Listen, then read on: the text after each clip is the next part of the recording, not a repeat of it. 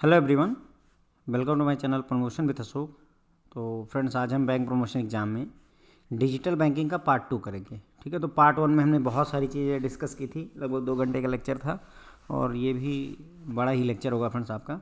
तो इसमें digital banking पूरा का पूरा कवर कर देंगे। जो भी लेटेस्ट चेंजेस हैं वो भी हम पढ़ लेंगे इसमें, जिनसे क्वेश्चन पूछे जाने के बहुत ज़्यादा चांसेस रहते हैं। और जो रिकरिंग टॉपिक्स हैं उनको भी करेंगे, जैसे मनी ऐप के बारे में पढ़ेंगे, ई रूपी के बारे में, यूपीआई 123 पे लॉन्च किया है आरबीआई ने, ये भी हम पढ़ेंगे।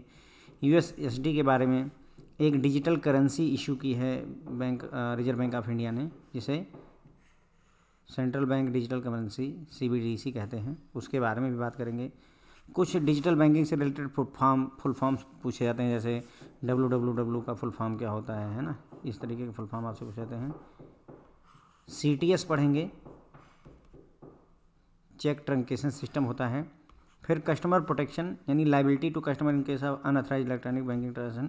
अगर मान लीजिए आपके खाते से अनअथराइज रूप से पैसे निकल जाते हैं, तो उस केस में कस्टमर को कितनी जो है प्रोटेक्शन मिलती है बैंक की तरफ से, वो। कीबोर्ड से रिलेटेड शॉर्टकट्स, जैसे कंट्रोल एक्स से क्या होता है, कंट्रोल सी से क्या होता है। कुछ कंप्यूटर टर्मिनोलॉजी की डिस्कशन करेंगे, जैसे मॉड्यूलेटर डीमॉड्यूलेटर हो गया आपका, फिशिंग क्या होती है, वायरस क्या होता है, इस तरीके का। और साथ ही साथ में एनएसीएस के बारे में भी डिस्कस करेंगे। तो ये इतनी सारी चीज़ें हम यहाँ पर लगभग कवर करने वाले हैं। तो आइए फ्रेंड्स शुरू करेंगे। सबसे पहले जो नए डिजिटल इनिशिएटिव हैं आरबीआई के, उनके बारे में डिस्कस करते हैं। थोड़ा थोड़ा वैसे तो मैंने काफ़ी डिटेल में पढ़ाया है, लेकिन जब आप पढ़ लोगे तो समरी के तौर पर बहुत ज़्यादा चीज़ें रहती नहीं है। ऐसे आपको भले ही देखने में मनी ऐप के बारे में इतना सारा कुछ लिखा हुआ है, बट अगर आप समझो तो दो चीज़ें पूछी जाती हैं। एक तो मनी ऐप का फुल फॉर्म आपसे पूछा जाएगा, और दूसरा आपसे पूछा जाएगा कि ये ऐप करता क्या है। ओके, दो बातें आपको ज़्यादा ध्यान रखने की ज़रूरत होती है। पहला, मनी ऐप का full form mobile aided note identifier. अब देखो क्लियर हो गया, नोट आइडेंटिफायर मतलब नोट पहचानने की मशीन होती है एक तरीके से। मोबाइल एडेड मतलब मोबाइल की सहायता से नोट पहचानने की मशीन होती है मनी ऐप। ठीक है, तो मनी ऐप को लॉन्च किया गया था 1 जनवरी 2020 को। किसके लिए? Visually impaired person to identify the denomination of Indian bank note. तो हमारे देश में जो बैंक नोट चलते हैं वो 10 रुपये का नोट है, 100 रुपये का है, 50 का है, 500 का है, 2000 का है। इस बात को पहचानने में जो विजुअली इम्पेयर्ड पर्सन्स होते हैं, विजुअली इम्पेयर्ड मतलब जिनको आंखों से थोड़ा सा कम दिखाई देता है, हमें और आपको 100% दिखाई देता है। काफ़ी लोगों को विजुअली जो इम्पेयर्ड है उनको 10% दिखाई देता है, या 20% दिखाई देता है, या कुछ लोगों को 5% ही दिखाई पड़ता है। मतलब बस वो फील कर पाते हैं कि हाँ है, कुछ दिख रहा है, एक्चुअल डेटा उनके पास नहीं पहुंच पाता है। तो उन्हीं को हेल्प करने के, ऐसे ही दिव्यांग लोगों को हेल्प करने के लिए ये मनी ऐप बनाया गया था। क्लियर हो गई बात? यानी हम और आप तो नोट आसानी से पहचान सकते हैं, लेकिन जो विजुअली इम्पेयर्ड व्यक्ति है उसको नोट पहचानने में मुश्किल होती है। उसी की हेल्प, उन्हीं लोगों की हेल्प करने के लिए money app, mobile aided note identifier machine, एक ऐप लॉन्च किया गया था। ठीक है, ये जो है मतलब हिंदी और इंग्लिश में अवेलेबल है, प्लस 11 और भाषाओं में करंट टाइम पे अवेलेबल है। ध्यान देंगे, ये पर्सन के लिए है, ये स्टाफ मेंबर के लिए नहीं है, विजुअली इम्पेयर्ड पर्सन के लिए है। यानी कोई भी व्यक्ति, ऐसा नहीं कि विजुअली इम्पेयर्ड स्टाफ मेंबर को पहचानने में मदद करेगा, नहीं। इंडिया में या देश दुनिया में जो भी विजुअली इम्पेयर्ड व्यक्ति है, जो मनी ऐप डाउनलोड करेगा और किसी नोट को स्कैन करेगा, तो उसे ये पता चलेगा कि किस डिनोमिनेशन का नोट है। कुल मिलाकर के ये 13 लैंग्वेज में अवेलेबल है, जिसमें हिंदी और इंग्लिश शामिल है, प्लस 11 और रीजनल लैंग्वेज भी अवेलेबल हैं। ओके, तो बस सीधी सी बात है, मनी ऐप का जो फुल फॉर्म है वो है मोबाइल एडेड नोट आइडेंटिफायर। उसके बाद में इसको 1 जनवरी 2020 को लॉन्च किया गया था। भारतीय रुपए जो होते हैं, जो नोट होते हैं हमारे, उनका डिनोमिनेशन कितनी वैल्यू के हैं उसे पहचानने के लिए ही विजुअली इम्पेयर्ड पर्सन को हेल्प करने के लिए इस ऐप को बनाया गया था। ये कुल मिलाकर के 13 भाषाओं में आता है, जिसमें से हिंदी और इंग्लिश भी शामिल हैं। बात करेंगे ई रूपी के बारे में। तो ई रूपी जो है, ये कोविड के टाइम पर एक नया कॉन्सेप्ट लॉन्च किया गया था एनपीसीआई द्वारा। एनपीसीआई का फुल फॉर्म है national payment corporation of India. NPCI ने in association with department of financial services DFS, NPCI ने DFS, ministry of health and family welfare MOHFW है ना, इनके साथ और बैंकों के साथ मिल करके एक नया इनिशिएटिव लॉन्च किया था, डिजिटल सोल्यूशन, जिसे ई रूपी के नाम से जाना जाता है। ठीक है, तो इसमें एनपीसीआई शामिल है, financial department of financial services और ministry of health and family welfare भी शामिल था। ठीक है, the users of this seamless one time payment mechanism will be able to redeem the voucher without a card digital payment app or internet banking access at the merchant accepting e rupee. तो इसमें क्या होता है, एक तरीके का voucher issue कर दिया जाता है ई रूपी के रूप में, आपको एक वाउचर इशू कर दिया जाता है जिसकी कुछ वैल्यू होती है। मान लीजिए आपके पास 1000 रुपये का ई रूपी वाउचर है, तो 1000 रुपये का ई वाउचर अगर आपको इशू कर दिया गया है, ई रूपी वाउचर, तो उसके लिए आपको ना तो डेबिट कार्ड की ज़रूरत है, ना ही किसी ऐप की ज़रूरत है, और ना ही इंटरनेट एक्सेस की ज़रूरत है। आपको बस उस दुकान पे जाना है जो एक्सेप्ट करता है इस ई रूपी को, उसको दिखाना है। वो क्या करेगा, इसमें आपको QR कोड होता है, QR कोड को स्कैन कर लेगा, या कोई SMS अगर आपके मोबाइल पर आया हो तो उस SMS में लिंक दी होती है, उसके थ्रू भी यह स्कैन किया जा सकता है। ठीक है, तो ई रूपी would be shared with the beneficiaries for a specific purpose or activity by organization or government via SMS or QR code. तो ई रूपी क्या होता है, बेनिफिशियरी के साथ में शेयर किया जाता है विशेष पर्पज़ के लिए। ठीक है, विशेष पर्पज़ के लिए या एक्टिविटी के लिए, किसके द्वारा, किसी ऑर्गेनाइजेशन के द्वारा या किसी गवर्नमेंट संस्था के द्वारा SMS के रूप में या QR कोड के रूप में इसे इशू किया जाता है। E rupee voucher is allowed to redeem for P2M purpose only, यानी पर्सन टू मर्चेंट। P2M का फुल फॉर्म होता है friends person to merchant transaction के लिए, यानी कोई व्यक्ति किसी मर्चेंट को जो है पेमेंट कर रहा है, उसी केस में ही ई रूपी वाउचर को यूज किया जा सकता है। ठीक है, तो P2M P2M का पर्पज मतलब समझ गए। P2M का मतलब होता है पर्सन टू मर्चेंट। इसी समय दो और देख लीजिए, P2P का मतलब होता है पर्सन टू पर्सन पेमेंट, यानी एक व्यक्ति ने दूसरे व्यक्ति को पेमेंट कर दी, और एक पेमेंट होती है P2A पर्सन टू अकाउंट, यानी एक व्यक्ति ने दूसरे व्यक्ति के अकाउंट में पैसे डाले। ठीक है, तो person to person payment, person to account payment, person to merchant payment, ये 3 फुल फॉर्म हो गए।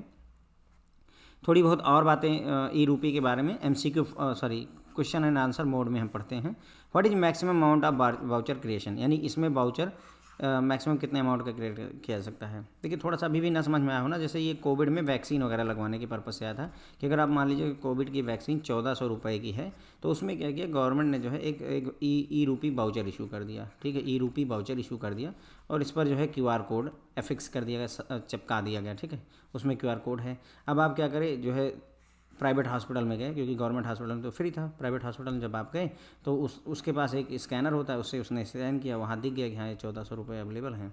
फट से स्कैन करने के बाद पेमेंट उसके खाते में चली गई प्राइवेट हॉस्पिटल के, और ये इसी पर्पज़ के लिए इसको बेसिकली लाया गया था। ओके, तो मैक्सिमम लिमिट फॉर ई रूपी जो है 1 लाख रुपये पर वाउचर सेट की गई है गवर्नमेंट स्कीम के लिए, और प्राइवेट एंटिटी के लिए 10,000 रुपये पर वाउचर सेट की गई है।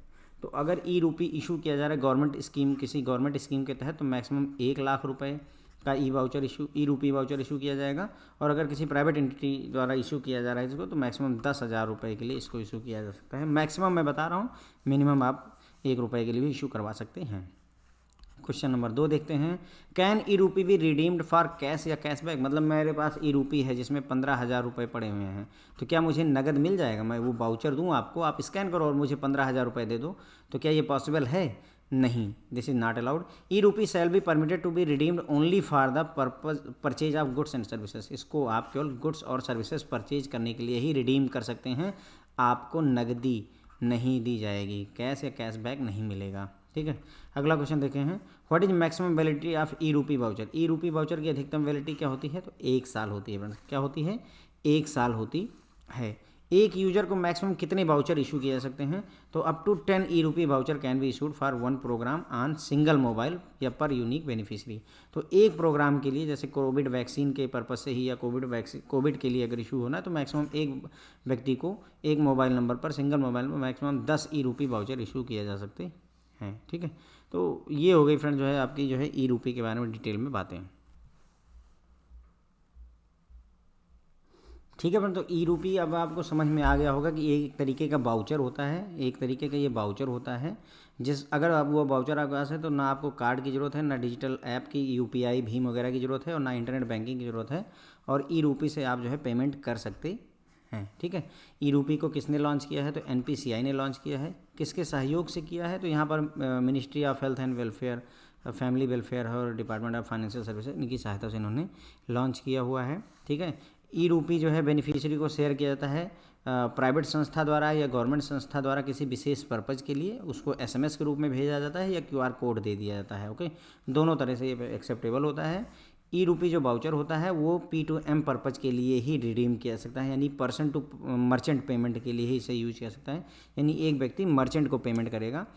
ठीक है, P2M का मतलब पर्सन टू मर्चेंट होता है, P2P का मतलब होता है पर्सन टू पर्सन, P2A का मतलब होता है पर्सन टू अकाउंट। पूछा जाता है फुल फॉर्म आपसे, इसीलिए मैंने यहाँ पर बता दिया आपको। मैक्सिमम लिमिट की बात करें, ई रूपी का जो वाउचर होता है, एक सिंगल वाउचर अगर गवर्नमेंट स्कीम के तहत इशू हुआ है तो मैक्सिमम 1 लाख रुपए का हो सकता है, और अगर प्राइवेट एंटिटी के लिए इशू हुआ है, प्राइवेट एंटिटी के द्वारा इशू हुआ है या उसके लिए इशू है, तो 10,000 रुपये का मैक्सिमम वाउचर हो सकता है। अब ई रूपी अगर ले जा करके, क्या आपके पास अगर ई रूपी है तो आपको नगद मिल सकता है, कैश मिल सकता है? तो नहीं मिल सकता। ई रूपी जो है आप रिडीम अगर करेंगे तो केवल आपको गुड्स या सर्विसेज बाई करनी पड़ेंगी, खरीदनी पड़ेंगी। जो ई रूपी का वाउचर है उसकी वैलिडिटी क्या होती है? तो 1 ईयर होती है फ्रेंड्स, 1 साल के लिए, 1 ईयर के लिए वैलिड होता है। अगर एक यूजर चाहे तो मैक्सिमम कितने जो है वाउचर इशू करवा सकता है? तो मैक्सिमम 10 वाउचर तक इशू हो सकते हैं एक सिंगल प्रोग्राम के लिए, एक सिंगल मोबाइल नंबर पर। ओके, आगे बढ़ेंगे फ्रेंड्स। एकदम लेटेस्ट कॉन्सेप्ट यहाँ पर आया हुआ है, जो कि है आपका डिजिटल रूपी। अभी जो है आरबीआई ने लॉन्च किया है डिजिटल रूपी, मतलब जैसे क्रिप्टो करेंसीज वगैरह चल रही है ना, तो उसी को ध्यान में रखते हुए डिजिटल करेंसी लाई गई है। इसे central bank digital currency CBDC कहा जाता है। फुल फॉर्म ध्यान रखेंगे, CBDC का मतलब सेंट्रल बैंक डिजिटल करेंसी होता है। इट इज़ अ डिजिटल रूपी, इसको ऐसे लिखा जाता है फ्रेंड्स। ओके, ई रूपी, हमारा रूपी का सिंबल तो पहले से है, इलेक्ट्रॉनिक फॉर्म में है, इसलिए इसे ई रूपी लिखा जाता है। तो डिजिटल करेंसी को या डिजिटल रुपये को ई रूपी ऐसे इस सिंबल से रिप्रेजेंट करते हैं। RBI has launched pilot for CBDC central bank digital currency for both wholesale and retail segment. दोनों सेगमेंट के लिए अलग अलग इशू है। अपन देखिए, होलसेल के लिए अलग डिजिटल करेंसी है और रिटेल सेगमेंट के लिए अलग जो है करेंसी है।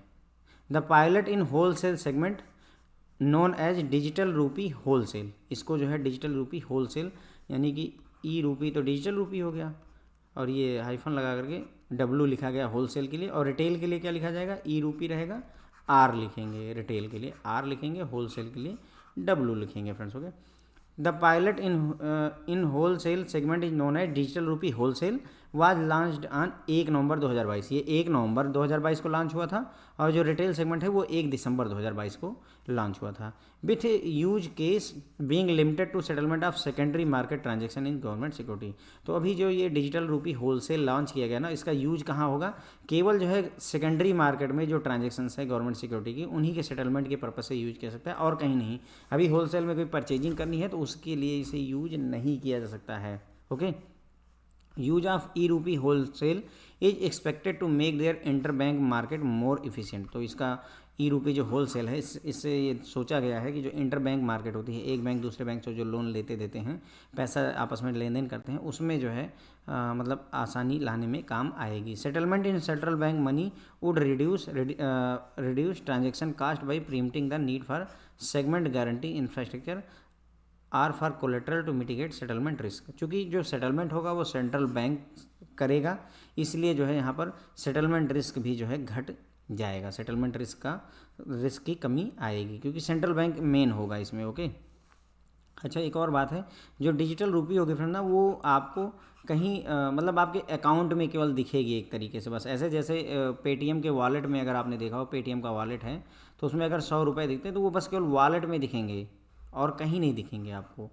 ओके, मतलब ये एक तरीके से वर्चुअल मनी है, आप उसे छू नहीं सकते हैं। ओके, क्लियर हो गई बात? ठीक है। पायलट इन रिटेल सेगमेंट की अगर बात करें तो इसे डिजिटल रूपी रिटेल, यानी कि ई डिजिटल रूपी के लिए ई रूपी R कहा जाएगा। ये 1 दिसंबर 2022 को लॉन्च हुआ था, तो रिटेल वाला 1 महीने बाद हुआ है। जो होलसेल वाला था वो 1 नवंबर को लॉन्च हुआ, और जो रिटेल वाला है वो 1 दिसंबर को लॉन्च हुआ।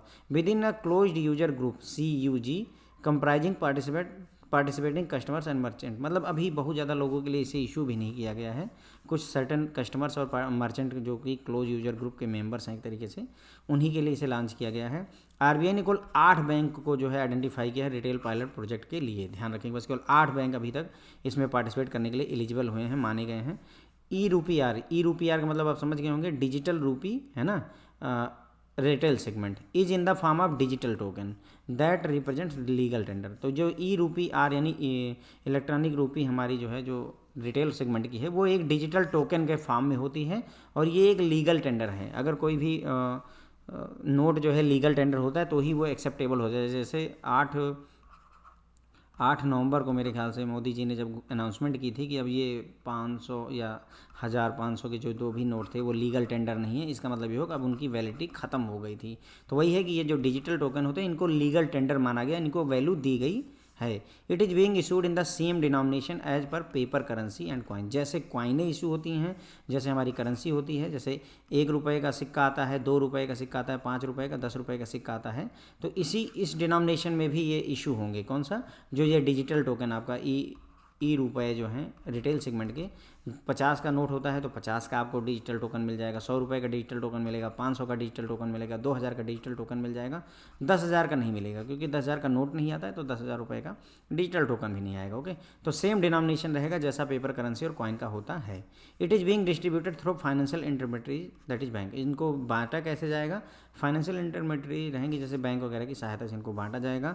User will be able to transact with the e rupee or through digital wallet offered by participating bank. तो इसमें ट्रांजेक्शन कैसे होगी?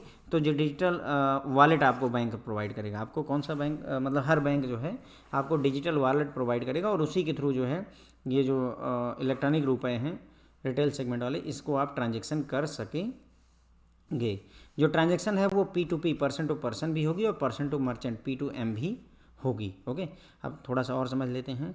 ई रूपी आर यानी इलेक्ट्रॉनिक रुपए जो रिटेल सेगमेंट की है, offer features of physical cash like trust, safety and settlement finality. मतलब जैसा फिजिकल कैश में जितना भरोसा आपको है उतना ही भरोसा यहाँ पर भी कर सकते हैं।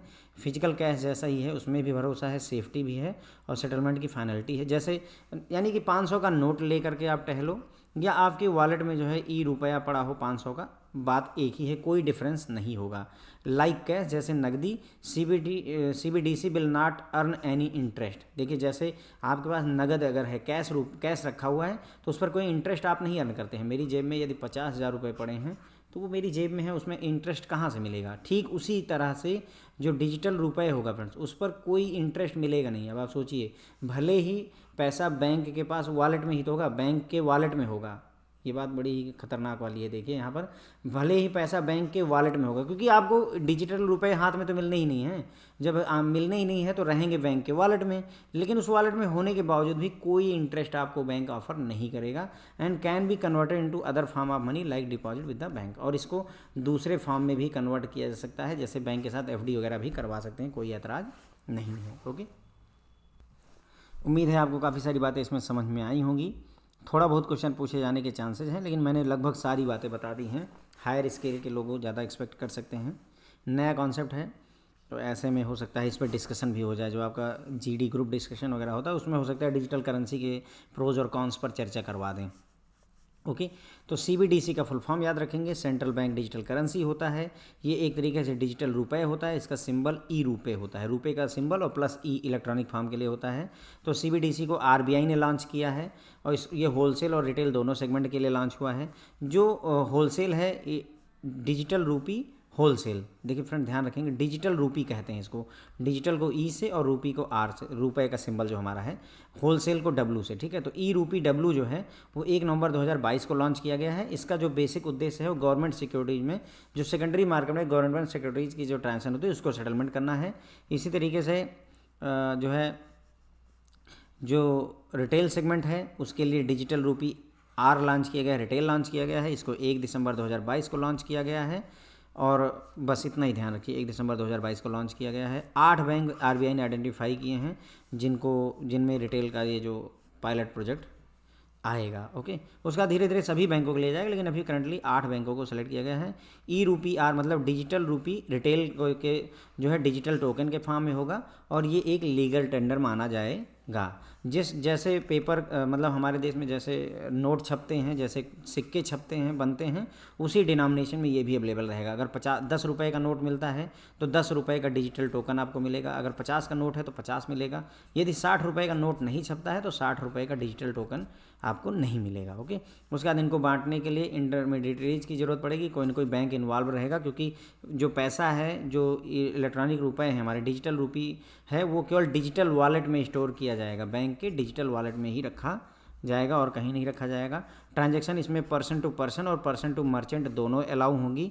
और ये जो डिजिटल रूपी रिटेल जो होगा उसमें फिजिकल कैश वाली सारे गुण रहेंगे, भरोसा उतना ही रखिए। आरबीआई आपको जो मैं मतलब धारक को 100 रुपये देने का वचन देता हूँ, वो वाली बात इसमें भी लागू रहेगी, सेफ्टी भी रहेगी और जो भी पैसा आप भेजोगे वो सेटलमेंट होगा, फाइनल सेटलमेंट होगा। ओके।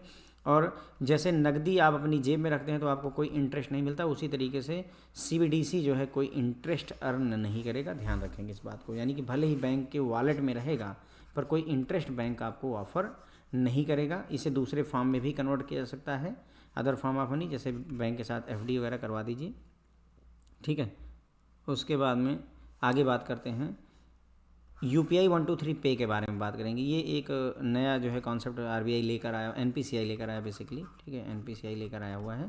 और इसमें क्या है कि जैसे हम यूपीआई तो हम यूज ही कर रहे हैं, ठीक है, यूपीआई तो हम यूज ही कर रहे हैं। यूपीआई के बहुत सारे एग्जांपल हैं आपका, जैसे गूगल पे आप यूज करते हैं, फ़ोन पे यूज करते हैं, दो तो हम यूज करते ही रहते हैं। उसके अलावा जो है भीम है, जैसे गूगल पे है गूगल कंपनी का, फ़ोन पे है फ़ोन पे कंपनी का, उसी तरीके से भीम है गवर्नमेंट ऑफ इंडिया का, ऐसे समझ लीजिए, ठीक है। ये सारे ऐप हैं और यूपीआई एक इंफ्रास्ट्रक्चर है, एक कॉन्सेप्ट है। ओके, क्लियर हो गई मेरी बात। अब यूपीआई में क्या है, लेकिन यहाँ ये सारे चलने के लिए फ्रेंड ना आपको स्मार्टफोन चाहिए। इसकी सबसे बेसिक नीड क्या है, यू नीड स्मार्टफोन और plus internet, right. Smartphone plus internet हो तभी ये चल सकता है। लेकिन आरबीआई और ने एनपीसीआई वगैरह की हेल्प से ये कहा कि मान लो कि किसी के पास सैमसंग गुरु वगैरह नहीं, वो छोटे फ़ोन होते हैं, नोकिया के जो छोटे फ़ोन होते हैं एकदम बेसिक फीचर फ़ोन जिन्हें हम कहते हैं, जिसमें जो है मतलब कोई एडवांसनेस नहीं होती, बस केवल फ़ोन कर लीजिए, फ़ोन रिसीव कर लीजिए, एसएमएस वगैरह पढ़ लीजिए, बस इसके अलावा और कुछ नहीं, अलार्म वगैरह बज जाएगा, राइट। तो वो बेसिक फ़ोन 1100 रुपये 1200 रुपये के जो फ़ोन आया करते हैं या आते हैं अभी मौके पर, ठीक है, सैमसंग गुरु वगैरह हो गया। तो वैसे फ़ोन पर अगर आपको यूपीआई यूज करनी है, फॉर दैट यूपीआई 123 पे आया हुआ है। मेरी बात क्लियर हो गई। ओके।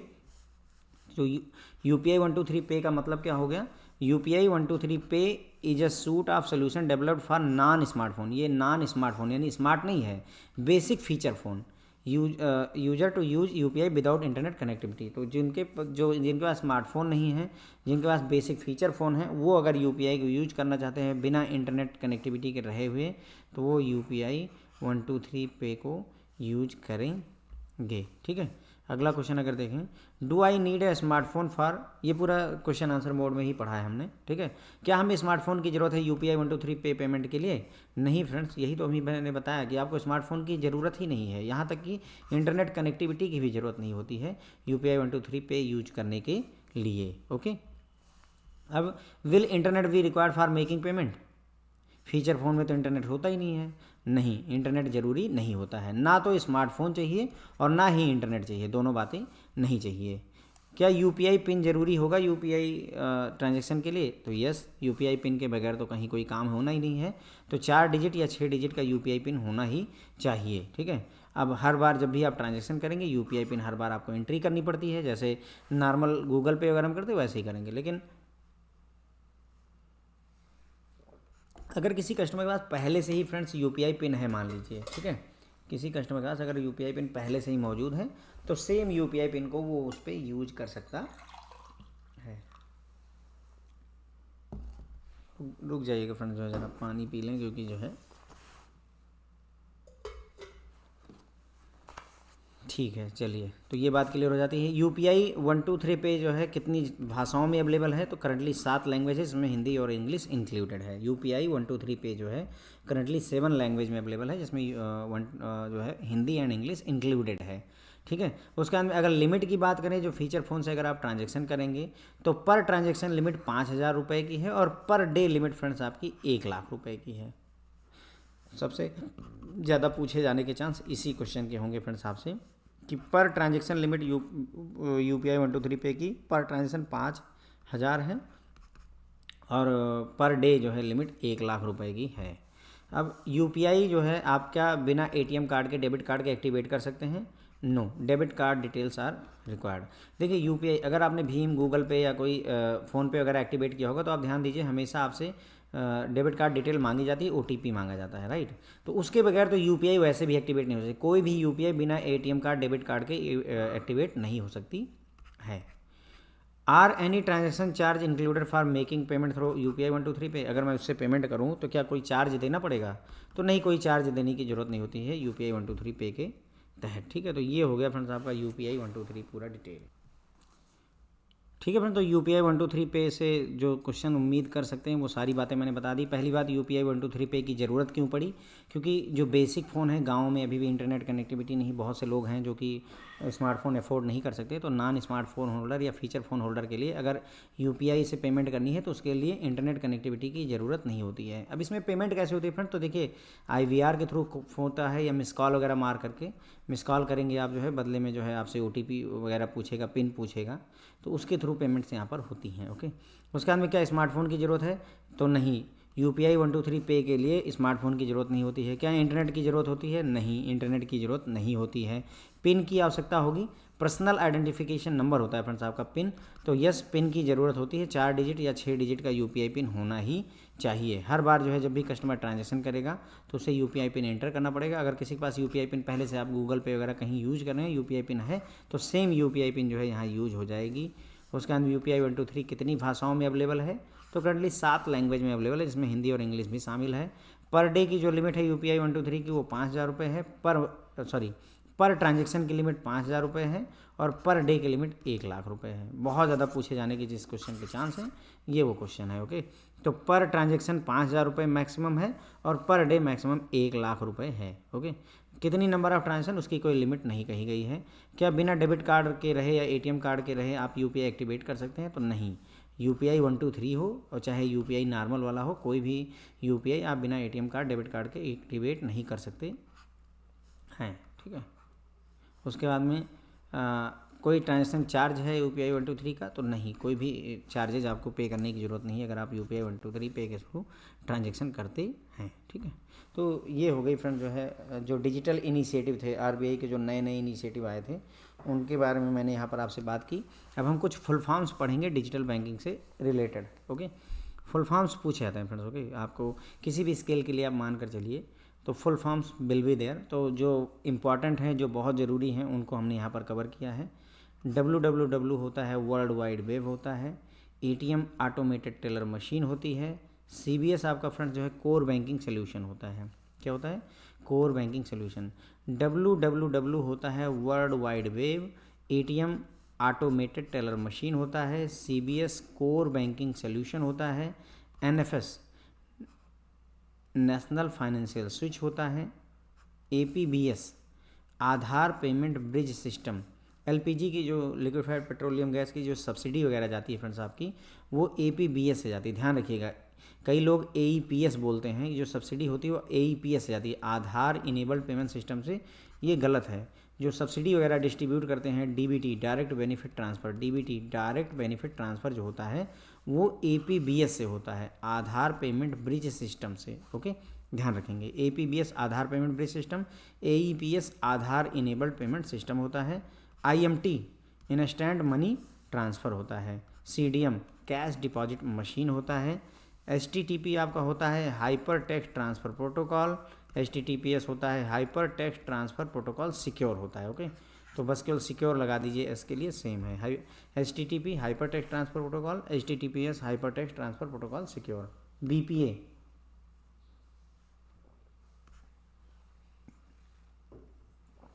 वर्चुअल पेमेंट एड्रेस होता है। क्या होता है फ्रेंड?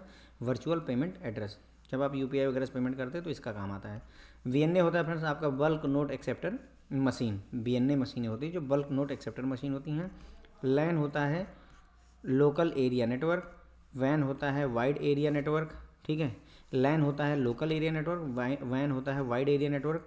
DMS होता है friend dispute management system. DMS क्या होता है? Dispute management system. आपने ट्रांजेक्शन की, पैसा नहीं मिला, तो DMS होता है जहाँ पर हेल्प होती है। QR कोड का full form quick response code होता है। HTTPS hyper text transfer protocol secure होता है। उसके बाद में EMB यूरोपे, मास्टर कार्ड और वीज़ा, ये 3 कंपनियों ने EMB कार्ड लाया हुआ है। तो EMB यूरोपे, मास्टर कार्ड और वीज़ा। VSAT होता है फ्रेंड्स आपका very small operator terminal.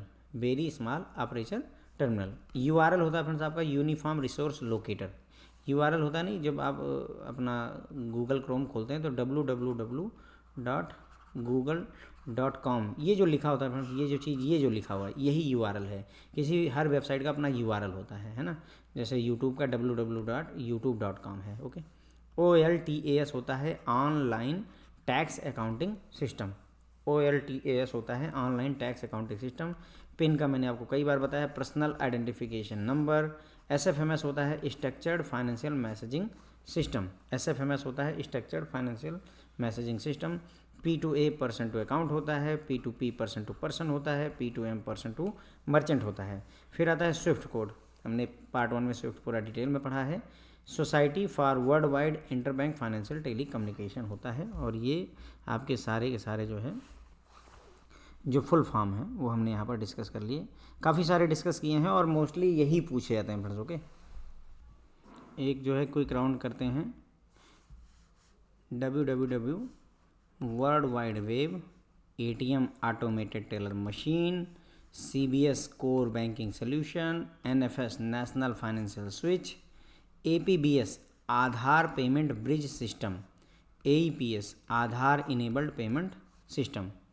APBS के थ्रू ही LPG की सब्सिडी वगैरह जाती हैं। IMT instant money transfer, CDM cash deposit machine, HTTP hyper text transfer protocol, HTTPS hyper text transfer protocol secure, VPA virtual payment address, VNA bulk note acceptor machine, LAN हो गया आपका local area network, WAN हो गया आपका wide area network, PAN होता है personal area network, है ना। DMS dispute management system, QR code को क्विक रिस्पांस कोड कहते हैं, HTTPS का hyper text transfer protocol secure. उसके बाद में EMB कार्ड आते हैं अब आपके, जिनमें चिप लगी होती है, इसका फुल फॉर्म होता है Europay master card and visa. VSAT जो ग्रामीण एरिया की ब्रांचें होती हैं वहाँ जो डिश लगा होता है नहीं ऊपर छत पे जिससे नेटवर्क आता है, तो ये वही VSAT है फ्रेंड्स आपका, very small operator terminal. URL uniform resource locator जो वेबसाइट के एड्रेस होते हैं। OLTAS online tax accounting system होता है। पिन पर्सनल आइडेंटिफिकेशन नंबर होता है, पिन आपका पर्सनल आइडेंटिफिकेशन नंबर होता है। SFMS होता है structured financial messaging system. P2A person to account, P2P person to person, P2M person to merchant. Swift का full form society for world wide interbank financial telecommunication होता है। उसके बाद में अब आगे बढ़ेंगे, चर्चा करेंगे CTS के बारे में। किसके बारे में फ्रेंड्स यहाँ पर डिस्कस करने वाले हैं? CTS cheque truncation system.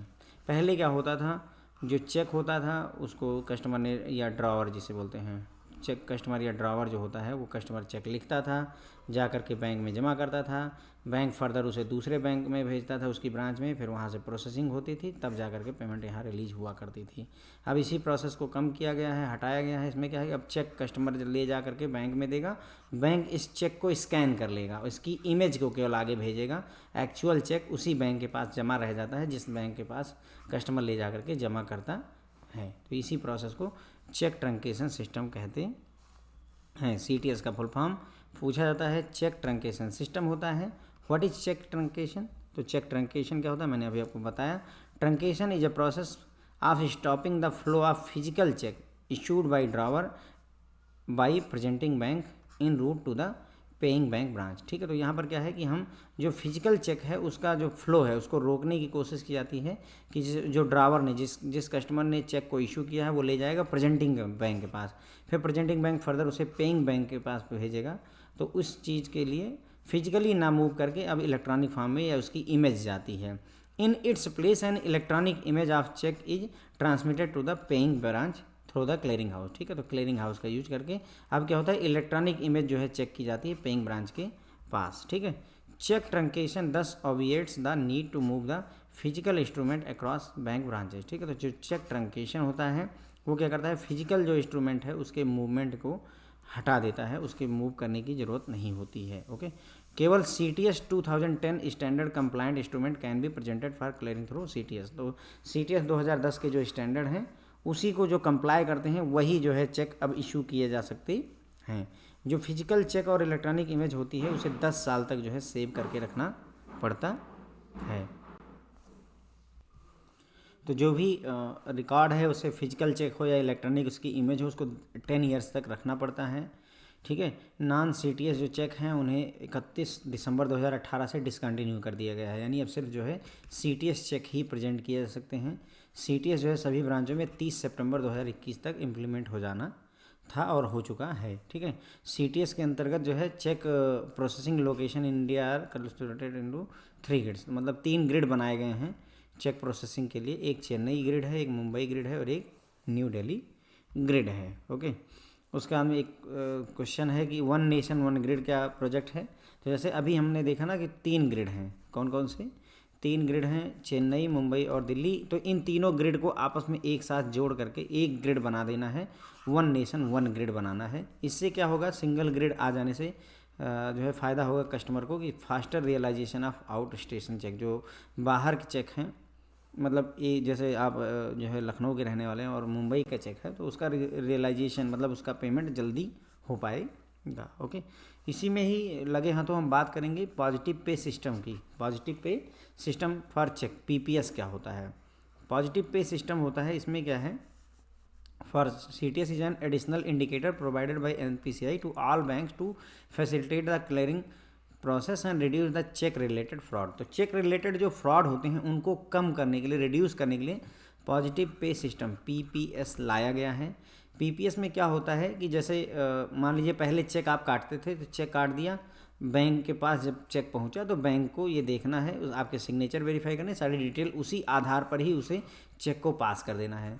Positive pay system क्या कहता है कि जो भी आपने चेक काटा है उसकी डिटेल या तो इंटरनेट बैंकिंग से या मोबाइल बैंकिंग से या ब्रांच को विजिट करके आप डिटेल्स दे दीजिए कि मतलब किस कस्टमर के नाम काटा है, कितने अमाउंट का चेक है, ठीक है, और किस डेट को आपने काटा है। ये सारी डिटेल आपको इंटरनेट बैंकिंग में लॉगिन करेंगे और उस चेक की पूरी डिटेल आप भर देंगे। इससे फ़ायदा क्या होगा कि जब भी ब्रांच के पास ये चेक फिजिकली प्रेजेंट होगा तो तुरंत ही ब्रांच जो है उसको अपने PPS पॉजिटिव पे सिस्टम के थ्रू चेक कर पाएगी, क्योंकि अब उसका डिटेल है, कस्टमर उसको इंटरनेट बैंकिंग के थ्रू बता चुका है कि हमने एक चेक काटा है 20 लाख रुपए का, जिसमें ये डिटेल्स हैं। अगर वो उससे मैच होती हैं, चेक नंबर वगैरह सब कुछ मैच होता है तो पेमेंट करेगा बैंक, अदरवाइज मना कर देगा। तो यही है फ्रेंड्स आपका पॉजिटिव पे सिस्टम। ओके, तो पॉजिटिव पे सिस्टम में क्या होता है कि जो चेक की डिटेल्स है उसको ब्रांच के पास जमा करना पड़ता है, बताना पड़ता है, ताकि जो है ब्रांच क्रॉस वेरीफाई कर पाए इसको। इसमें जो डिटेल सबमिट करने के तरीके हैं, ब्रांच में विजिट करके डिटेल दी जा सकती है, इंटरनेट बैंकिंग के थ्रू दी जा सकती है या मोबाइल बैंकिंग के थ्रू भी दी जा सकती है। ठीक है, उसके बाद में PPS जो है RBI कहता है कि जो PPS है, पॉजिटिव पे सिस्टम फैसिलिटी है, वो 50,000 या उससे ऊपर का अगर चेक है तो यूज करनी चाहिए, ऑप्शनल है, मतलब कंपलसरी नहीं करता है। ओके, RBI कंपलसरी नहीं करता कि पॉजिटिव पे सिस्टम की फैसिलिटी 50,000 या ऊपर से अगर चेक हैं, 50,000 रुपये या उससे ऊपर का चेक है तो आपको PPS positive pay system use करना चाहिए। लेकिन अगर 5 लाख या उससे ऊपर का चेक है तब ये मैंडेटरी हो जाता है।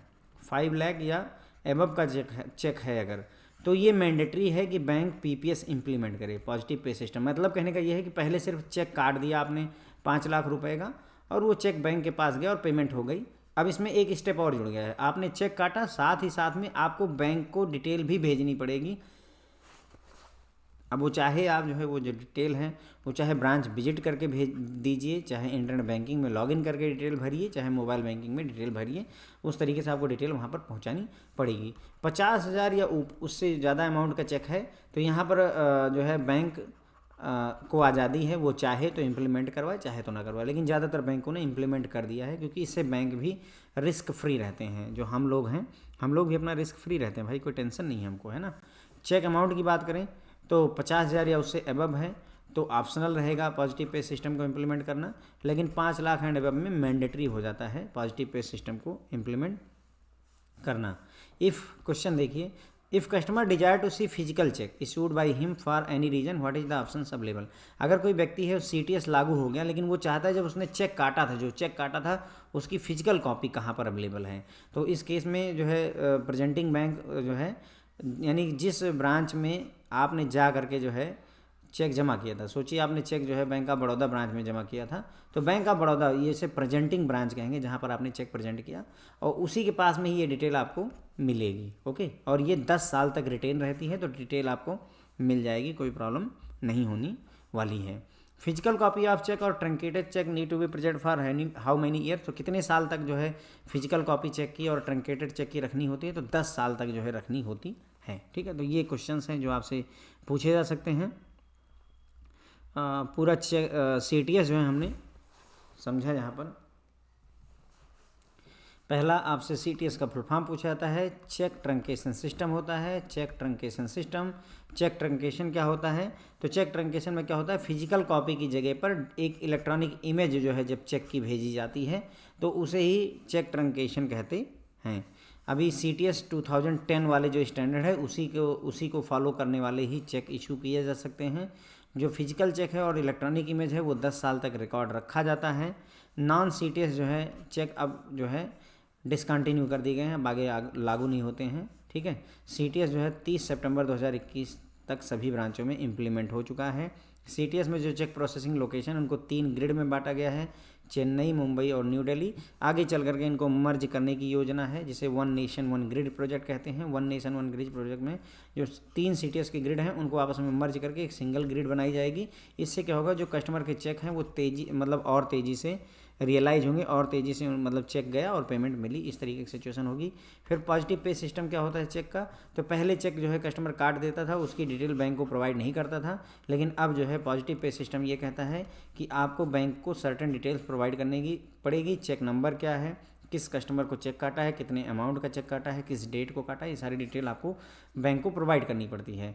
और ये प्रोवाइड करने का तरीका है, आप ब्रांच विजिट करके भी डिटेल दे सकते हैं, या फिर इंटरनेट बैंकिंग में लॉगिन करिए और डिटेल भर दीजिए, या मोबाइल बैंकिंग में लॉगिन करिए और डिटेल भर दीजिए। तीनों तरीके से आप ये डिटेल शेयर कर सकते हैं। ओके, अब 3 तरीके मैंने आपको बता ही दिए, visit branch, internet banking, mobile banking. और इसकी जो लिमिट है वो ये है कि अगर 50,000 रुपये या उससे ऊपर का चेक है, 50,000 रुपये या उससे ऊपर का चेक है तो बैंक चाहे तो पॉजिटिव पे सिस्टम अप्लाई कर सकता है, चाहे तो नहीं भी कर सकता, उसकी मर्जी है। लेकिन अगर 5 लाख रुपए या उससे ऊपर का चेक है तो उस केस में पॉजिटिव पे सिस्टम को फॉलो करना नेसेसरी हो जाता है। चेक अमाउंट की अगर मैं बात करूं तो वही 50,000 या उससे ऊपर है तो PPS positive pay system apply करना ऑप्शनल है, लेकिन 5 लाख या उससे ऊपर का चेक है तो पॉजिटिव पे सिस्टम अप्लाई करना मैंडेटरी हो जाता है। अगर कोई व्यक्ति है वो फिजिकल चेक देखना चाहता है तो उसे प्रेजेंटिंग ब्रांच, जिस ब्रांच में उसने पहली बार चेक को जमा किया था, प्रेजेंट किया था, उस ब्रांच से उसको मिल जाएगा, क्योंकि ये पेइंग बैंक के पास नहीं जाता है, फिजिकली मूव ही नहीं करता। जिस ब्रांच में आप प्रेजेंट कर दोगे चेक को वहीं पर ही रह जाता है, क्योंकि आगे इलेक्ट्रॉनिक इमेज ही जाती है। जो चेक है उसकी फिजिकल कॉपी या ट्रंकेटेड कॉपी कितने साल तक प्रिजर्व की जाती है? तो 10 साल के लिए प्रिजर्व की जाती है। ठीक है फ्रेंड्स, आगे बढ़ेंगे और एक नया टॉपिक लेंगे जिसमें क्या है, customer protection, liability of customer in case of unauthorised electronic banking transaction. इसका मतलब समझ लीजिए, जैसे मान लीजिए किसी कस्टमर के खाते में कोई कस्टमर आपके पास आया और बोला कि सर जो है मेरे 50,000 रुपये जो है मेरे खाते से कट गए। ठीक है, अब तो इस केस में क्या बैंक 50,000 रुपये कस्टमर को लौटाएगा, या बोल देगा कि भैया जो है तुम्हारी गलती है तुम पूरा भरोगे, है ना, या 10,000 रुपये लौटाएगा? कितना बैंक कस्टमर को प्रोटेक्ट करेगा, उसी बारे में हम यहाँ बात कर रहे हैं कि कितनी कस्टमर की कितनी लाइबिलिटी है, जिम्मेदारी कितनी है इस 50,000 रुपये में से। या कोई कस्टमर आता है बोलता है कि मेरे 5 लाख रुपए जो है इंटरनेट बैंकिंग से निकल गए, तो क्या बैंक जो है 5 लाख लौटाएगा उसको, या फिर जो है उससे बोले कि भैया पूरा 5 लाख तुम संतोष करो, है ना, या फिर जो है 10 लाख रुपए या कंपनसेशन देगा? वो कितना देगा, उसी बारे में ही ये पूरा बात हो रही है। तो पहले देखेंगे कि जो है जीरो लाइबिलिटी कब होती है, यानी कोई कस्टमर है उसकी कोई जिम्मेदारी नहीं, मतलब पूरा का पूरा बर्डन बैंक के ऊपर आएगा। किस किस केस में? देखिए, जीरो लाइबिलिटी, यहाँ कस्टमर की कोई जिम्मेदारी नहीं है, चाहे जितना बड़ा फ्रॉड हो जाए, 50 करोड़ का भी फ्रॉड हो गया तो बैंक जो है पूरा भरेगा, कस्टमर की कोई जिम्मेदारी नहीं है। कैसे? यहाँ पर देख लीजिए, पहला, fraud, negligence, deficiency on part of bank. ठीक है, तो अगर फ्रॉड हुआ है, नेग्लिजेंस है या डिफिशियंसी है किसके? बैंक के एंड से, चाहे उसने कस्टमर ने जो है ट्रांजैक्शन गड़बड़ हुई है उसके बारे में बैंक को बताए या ना बताए, उस बात से कोई मतलब नहीं है।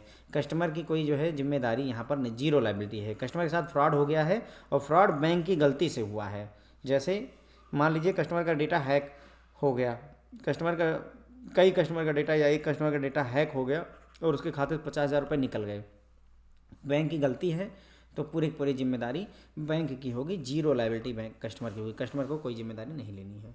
उसके बाद में थर्ड पार्टी ब्रीच हो गया, जहाँ पर डिफिशियंसी ना तो बैंक के एंड पर थी ना कस्टमर के एंड पर, ना तो कस्टमर ने कोई गलती की डाटा शेयर करके, ना डाटा शेयर किया है, ना बैंक ने कोई गलती की, अपनी तरफ सब कुछ सही रखा, उसके बावजूद थर्ड पार्टी ब्रीच, हैकिंग वगैरह हो गई और ये किसी और जगह पर सिस्टम में कहीं और पर गलती है, यानी ना बैंक जिम्मेदार है ना ही कस्टमर जिम्मेदार है।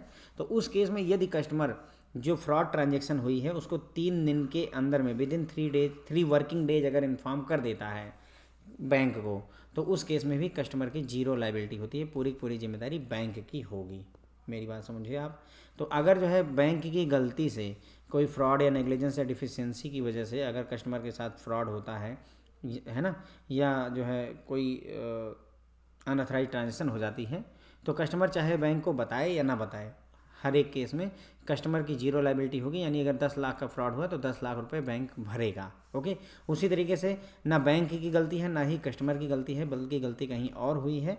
तो अगर जो है जब कस्टमर को अनऑथराइज ट्रांजेक्शन के बारे में जब कम्युनिकेट किया गया बैंक के द्वारा, उसके 3 वर्किंग डे में यदि जो है कस्टमर बैंक को बता देता है, जैसे मान लीजिए 11 तारीख को बैंक ने मैसेज किया कि आपके खाते से जो है 10 लाख रुपए विड्रॉ हुए हैं, तो उसके अगले 3 वर्किंग डे में, वर्किंग डे की बात हो रही है, अगर कस्टमर बैंक को जा करके एक एप्लीकेशन दे देता है कि मेरे खाते में फ्रॉड हुआ है, तो कस्टमर की जीरो जिम्मेदारी है।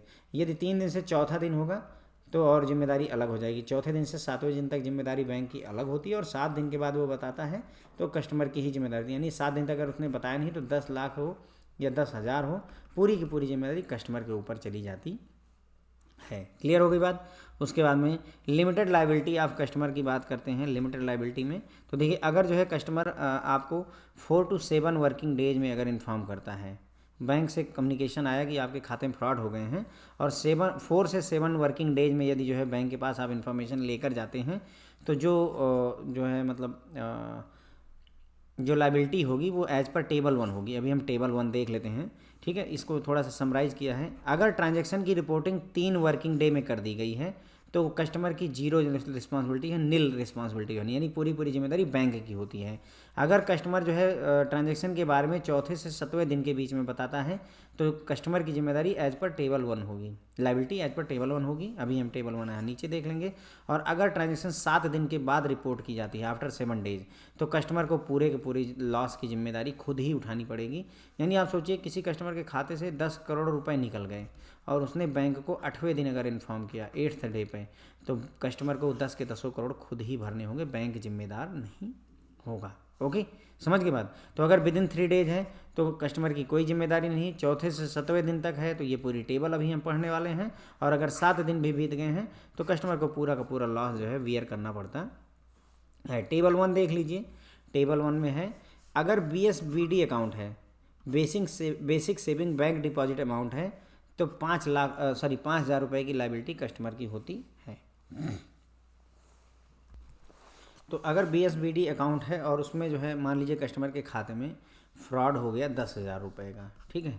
तो अगर फ्रेंड्स जो है 10,000 रुपये का फ्रॉड हुआ है, तो यहाँ ध्यान रखिएगा कि मैक्सिमम लायबिलिटी जो है कस्टमर की 5,000 रुपये की है। ये कस्टमर की मैक्सिमम लायबिलिटी, यानी कि 5,000 रुपये की लायबिलिटी कस्टमर की है, बाकी का जो पैसा बचा वो बैंक की जिम्मेदारी हो गई। मेरी बात आपको समझ में आ गई? ठीक है, क्लियर हो गया ना। मान लीजिए 50,000 रुपये का basic saving bank deposit account में फ्रॉड हुआ, तो उस केस में, या फिर जो है फ्रॉड नहीं हुआ, किसी अनऑथराइज ट्रांजेक्शन होगी, क्योंकि फ्रॉड के केस में तो पूरा जिम्मेदारी बैंक की होती है, लेकिन मान लीजिए अनऑथराइज ट्रांजेक्शन हो गई, तो उस केस में मैक्सिमम लायबिलिटी कस्टमर की 5,000 रुपये है, यानी 45,000 रुपये बैंक को भरने होंगे। ओके, इसी तरीके से जितने भी all other saving bank account, यहाँ देखिए BSBD एक तरीके का सेविंग अकाउंट होता है।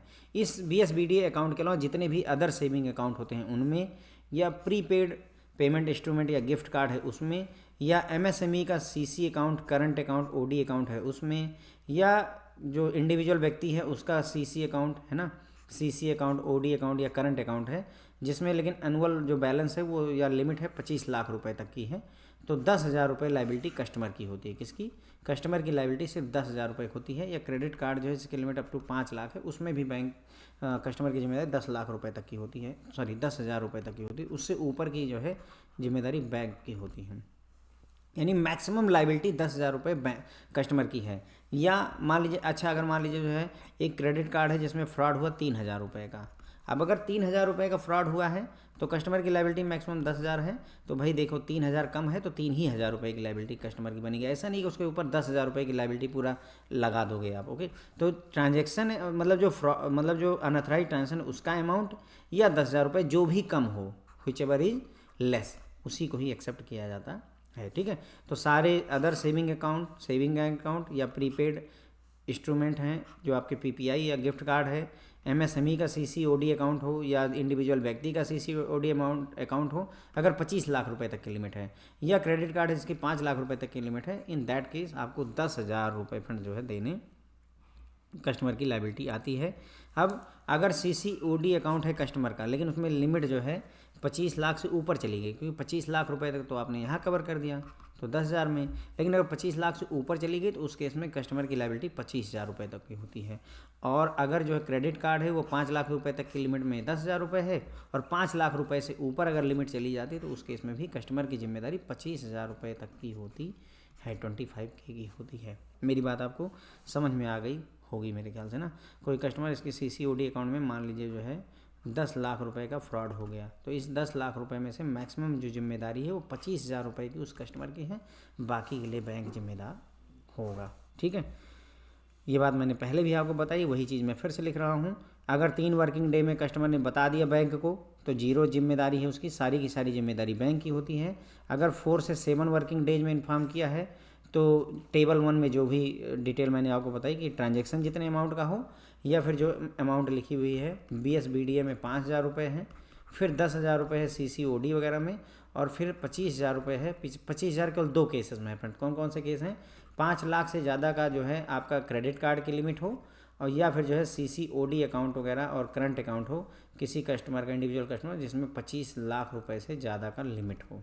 ओके, तो उस केस में 25,000 है, अदरवाइज 10,000 रुपये हैं। जैसे 5 लाख रुपए तक का जो है क्रेडिट कार्ड है तो 10,000 रुपये की रिस्पॉन्सिबिलिटी, इसी तरीके। ठीक है, अगर 7 दिन से ज़्यादा हो गया और रिपोर्ट करने में तो जो बैंक की बोर्ड पॉलिसी होती है उसके हिसाब से, लेकिन मोस्टली कस्टमर को ही सारा का सारा लॉस बियर करना पड़ता है। ओके,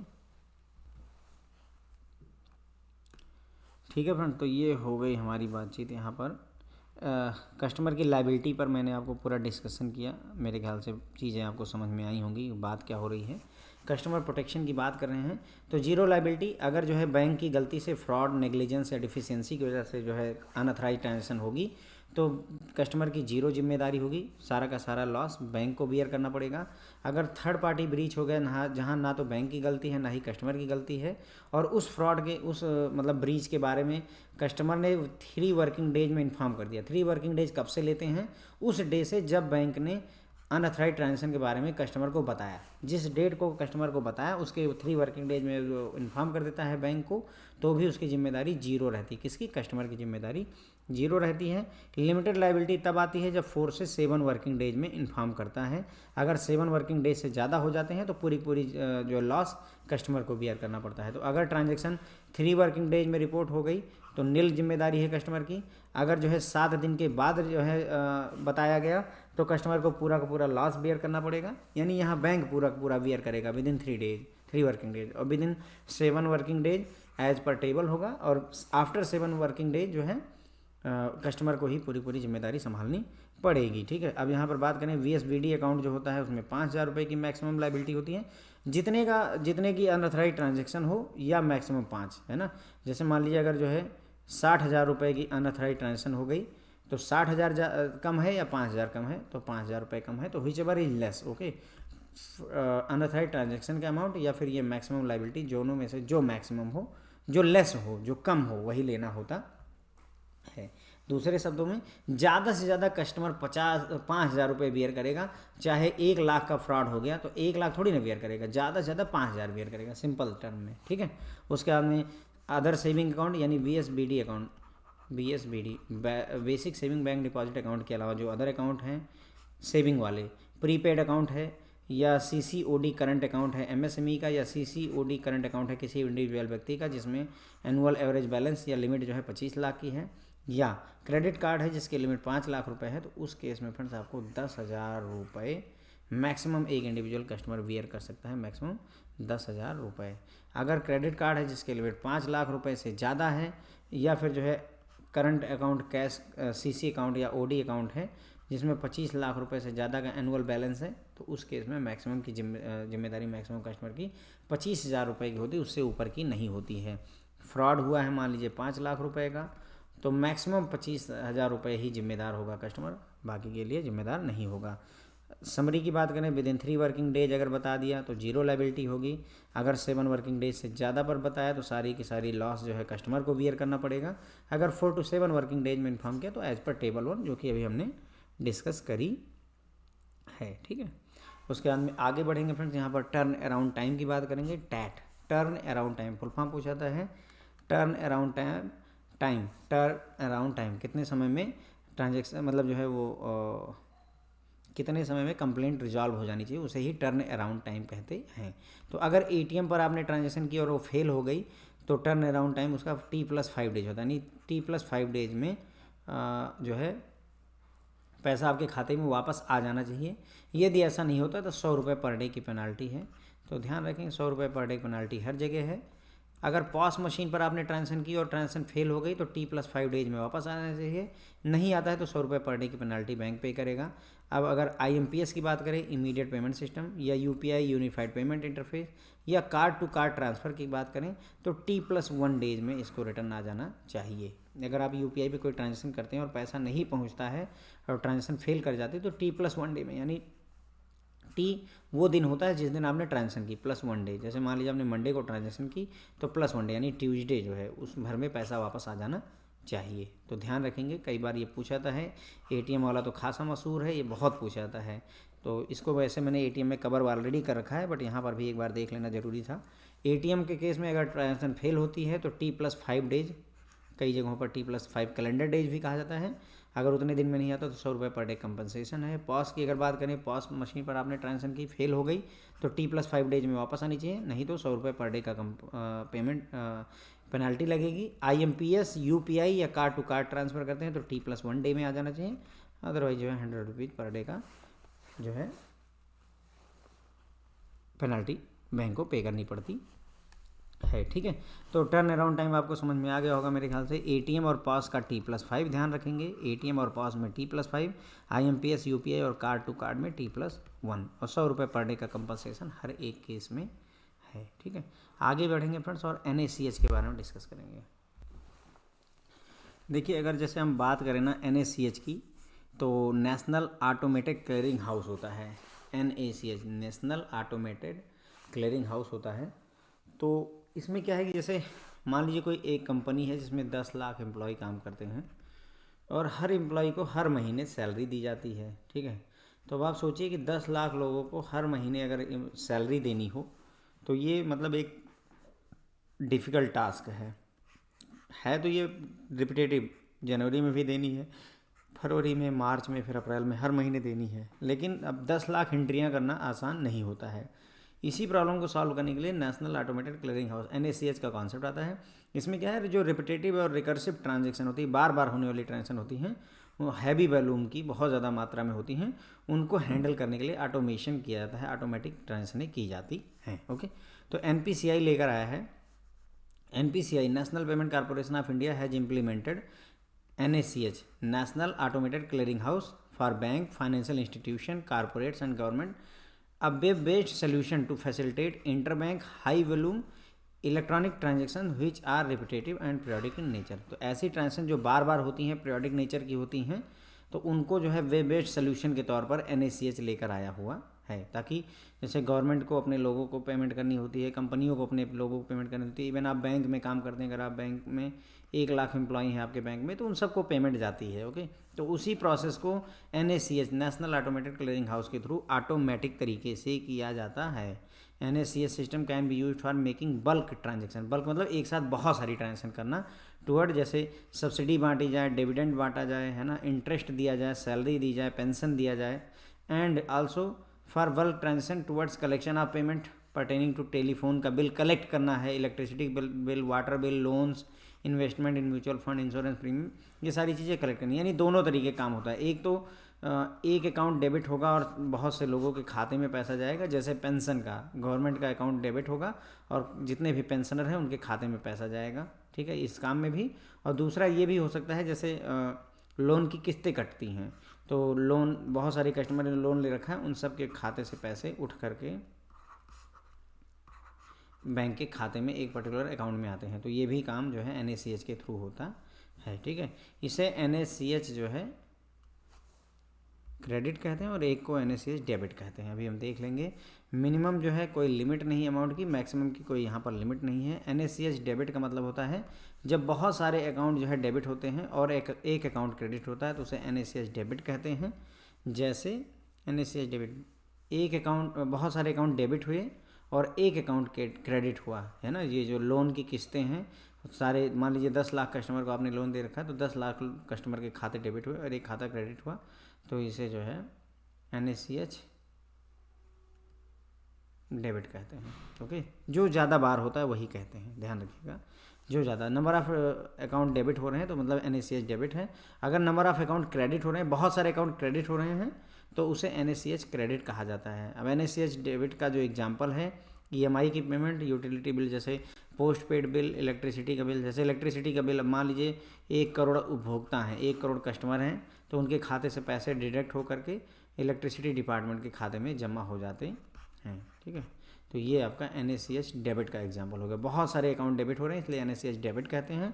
और उल्टा होगा, अगर आपकी सैलरी देखिए क्रेडिट होती है, बहुत सारे अकाउंटों में सैलरी क्रेडिट होती है, एक अकाउंट डेबिट होता है और बहुत सारे अकाउंटों में सैलरी क्रेडिट होती है, तो ये NACH क्रेडिट का एग्जाम्पल होता है। ठीक है, तो ये हो गया फ्रेंड्स आपका, हमने बात कर ली किसके बारे में, NACH national automated clearing house के बारे में। आगे बढ़ेंगे फ्रेंड्स जो है और एक नया टॉपिक उठाएंगे जो कि है NUUP या *99# सर्विस के बारे में बात करेंगे। NUUP होता है friends national unified USSD platform, और USSD का फुल फॉर्म होता है unstructured supplementary service data. USSD का फुल फॉर्म, दोनों पूछ जाते हैं, NUUP का फुल फॉर्म और USSD का, थोड़ा सा डिफिकल्ट है इसलिए ज़्यादा पूछा जाता है। USSD unstructured supplementary service data और NUUP का होता है national unified USSD platform. Okay, इसे *99# सर्विसेज के रूप में भी जाना जाता है। तो NUUP also known as *99# service is a platform which provide access to unified payment interface UPI services over the USSD protocol. तो USSD प्रोटोकॉल का यूज करके UPI वाली सर्विसेज एक तरीके से यहाँ पर दी जाती हैं। पूरा *99# जो है हम क्वेश्चन आंसर मोड में करेंगे। तो क्वेश्चन है कि कौन कौन सी सर्विसेज *99# में अवेलेबल हैं। तो आप पैसे भेज सकते हैं, पैसा आप मंगा सकते हैं, रिक्वेस्ट कर सकते हैं, आप अपना बैलेंस चेक कर सकते हैं। माई प्रोफाइल में जा करके आप बहुत सारी चीज़ें, जैसे आपकी UPI की डिटेल क्या है, लैंग्वेज बदलना, अपनी UPI ID को मैनेज करना, बेनिफिशियरी ऐड करना, हटाना, ये सारी चीज़ें आप कर सकते हैं। ट्रांजैक्शन में अगर आप जाएंगे तो उस ऑप्शन में आपको लास्ट की 5 ट्रांजैक्शन दिखाएगा जो भी आपने परफॉर्म की हैं। UPI पिन में जा करके आप अपना सेट या चेंज कर सकते हैं UPI पिन को। तो ये डिफरेंट सर्विसेज हैं जो कि *99# के थ्रू अवेलेबल हैं। ये भी बेसिक फीचर फ़ोन पर काम आने वाली सर्विस है फ्रेंड्स। *99# एक तरीके से अगर आपका स्मार्टफोन नहीं है तो उस केस में आप जो है इसे यूज करेंगे अपने फ़ोन पे। आप अपने स्मार्टफोन में भी कर सकते हैं अगर आप चाहें अभी, तो अपने मोबाइल में *99# डायल करिए और अभी आप देखिए आपको कई सारे ऑप्शन वो दिखाएगा। ओके, तो *99# में कौन कौन सी सर्विसेज अवेलेबल हैं। मनी सेंड की जा सकती है, मनी कलेक्ट की जा सकती है, बैलेंस को चेक किया जा सकता है, अकाउंट का बैलेंस, प्रोफाइल में जा करके आप जो है लैंग्वेज चेंज कर सकते हैं, बेनिफिशियरी को ऐड या हटा सकते हैं। ट्रांजैक्शन की अगर बात करें तो इसमें लास्ट की 5 ट्रांजैक्शनों का डिटेल आती है। UPI पिन की अगर बात करें तो कस्टमर अपना UPI पिन सेट चेंज कर सकता है। अब अगला सवाल है कि क्या कस्टमर को रजिस्टर करना है अपना मोबाइल जो है *99# सर्विसेज जो है अवेल करने के लिए। अगर आप चाहते हैं कि मैं *99# सर्विसेज यूज करूं तो क्या मोबाइल नंबर रजिस्टर होना चाहिए, तो yes it is compulsory. Customer register his mobile number with his bank system for using *99#, यानी बैंक में आपके अकाउंट में *99# यूज करने के लिए मोबाइल नंबर फीड होना चाहिए। ठीक है, इसके अलावा UPI पिन भी चाहिए होती है *99# के लिए। इसको जो है आप जो है *99# को यूज करते हुए भी पिन रीसेट कर सकते हैं, या UPI ऐप जैसे भीम वगैरह या किसी और ऐप से भी आप अपनी पिन सेट कर सकते हैं। टाइमिंग की बात करें अगर *99# तो ये जो है 24/7 अवेलेबल रहती है। क्या इंटरनेट या ऐप की ज़रूरत है *99# के लिए, तो नहीं, ना तो इंटरनेट की ज़रूरत है। अगर याद हो अभी UPI 123 पे की बात की थी, एकदम वही सेम जैसा ही है ना, UPI 123 पे की जैसा ही व्यवस्था है। तो *99# के लिए ना तो इंटरनेट की ज़रूरत है, ना ही किसी ऐप की ज़रूरत होती है। ये जो है बेसिक जो फ़ोन है, एनी टाइप ऑफ फ़ोन में किया सकता है, आपका स्मार्टफोन हो नॉन स्मार्ट हो दोनों केस में। क्या *99# में मैं हिंदी इंग्लिश का और कोई लैंग्वेज देख सकता हूँ? तो यस, 12 लैंग्वेज अवेलेबल हैं हिंदी इंग्लिश को इंक्लूड करते हुए, ठीक है। Can I use more than one UPI mobile app and *99 on same mobile if they are link to different bank account? यानी UPI मोबाइल ऐप भी यूज करना चाहता हूँ, *99 भी यूज करना चाहता हूँ, लेकिन ये अलग अलग बैंक अकाउंट को लिंक हैं, तो क्या कर सकते हैं? तो हाँ कर सकते हैं। एक से ज़्यादा UPI, देखिए आप गूगल पे भी यूज करते हैं, आप फ़ोनपे भी यूज करते हैं, आप *99# भी यूज कर सकते हैं, भले ही वो किसी अकाउंट से लिंक हो, बशर्ते कि मोबाइल नंबर सेम होना चाहिए। क्वेश्चन नंबर नेक्स्ट है, क्या मैं एक से ज़्यादा बैंक अकाउंट को सेम वर्चुअल एड्रेस से ऐड कर सकता हूँ? तो यस, आप कर सकते हैं। *99# या भीम का यूज करके आपको एक जो है UPI ID बाय डिफ़ॉल्ट मिलती है, जो कि क्या है, आपका मोबाइल नंबर @UPI। जैसे मान लीजिए आपका मोबाइल नंबर 9999 है ना, 10 × 9 @UPI, ऐसी आपकी UPI ID बन करके ऑटोमेटिक मिल जाती है। लेकिन इसके अलावा भी आप जो है मोर देन वन बैंक अकाउंट को अपने मोबाइल जो ये आपका वर्चुअल एड्रेस है उससे ऐड कर सकते हैं, कोई दिक्कत नहीं है।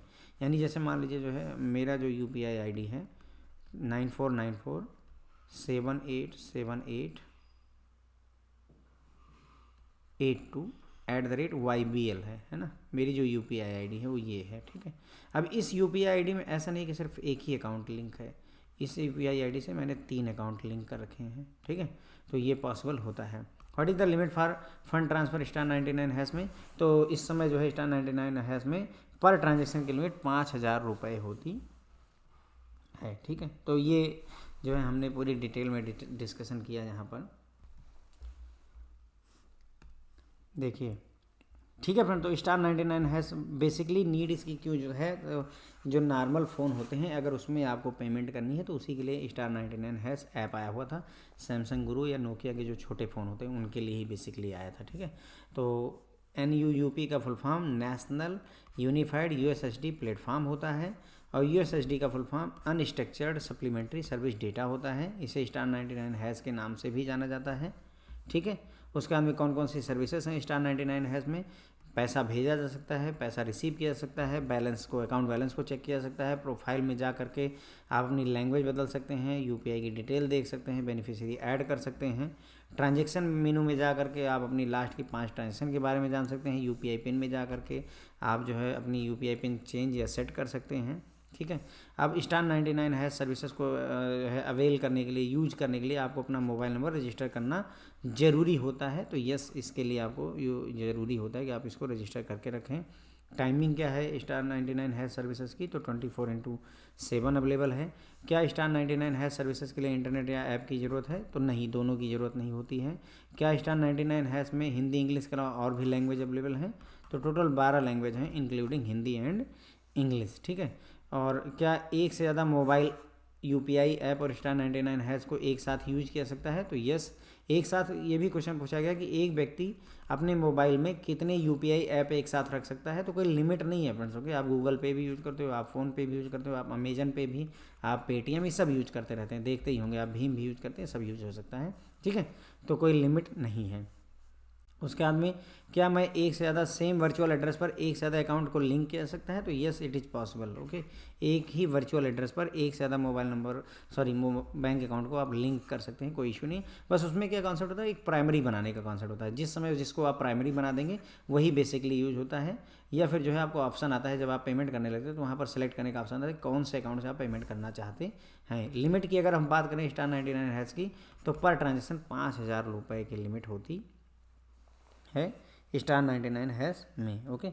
उसके बाद में हम बात करेंगे कीबोर्ड शॉर्टकट की, ठीक है। कीबोर्ड्स के कुछ शॉर्टकट्स आपसे पूछे जाते हैं, तो उसी के बारे में यहाँ पर चर्चा करने वाले हैं। उसमें भी एक चीज़ होती है क्वेरिटी। तो फ्रेंड्स पूछा जाता है कि क्वेरिटी क्या है? तो जो क्वेरिटी होता है ना, कीबोर्ड का लेआउट होता है, कीबोर्ड का लेआउट होता है। अगर आपके पास में लैपटॉप हो या कंप्यूटर हो या कीबोर्ड हो तो ज़रा सा एक बार देखिए, तो वहाँ जो पहली लाइन होती है फ्रेंड ना, पहली लाइन ऊपर, तो यहाँ पर यही लिखा होता है QWERTY, पहली लाइन अगर आप देखो। उसके बाद में UIOP वगैरह भी लिखा होता है, पर इसको इग्नोर कर दिए, तो इसीलिए क्वेरिटी बोलते हैं फ्रेंड। देखिए, जब आप अगर एक चीज़ देखो ना कि मतलब जब कीबोर्ड आप देखो तो ऐसा नहीं है कि ABCDEFGH ऐसे करके एक सीक्वेंस में नहीं लिखते हैं। उसके पीछे जो भी कारण है क्योंकि कौन सी की ज़्यादा यूज़ होती है, कौन सी की बाद में यूज़ होती है, उसी के आधार पर ये क्वेरिटी एक लेआउट है। ओके, क्वेरिटी नाम क्यों पड़ा है? क्योंकि कीबोर्ड में शुरू के जो 6 अक्षर होते हैं वो QWERTY होते हैं। तो जो हमारे इंडिया में जो लेआउट कीबोर्ड का होता है वो क्वेरिटी लेआउट होता है। क्लियर हो गई मेरी बात? उसके बाद में हम बात करेंगे कि आपको कौन सा काम करना है और उसके लिए क्या शॉर्टकट है। अगर आपको कोई डॉक्यूमेंट प्रिंट करना है तो Ctrl+P दबाएंगे। अगर कोई चीज़ फाइंड करनी है, आप डॉक्यूमेंट बना रहे हैं उसमें कोई चीज़ फाइंड करनी है तो Ctrl+F दबाते हैं।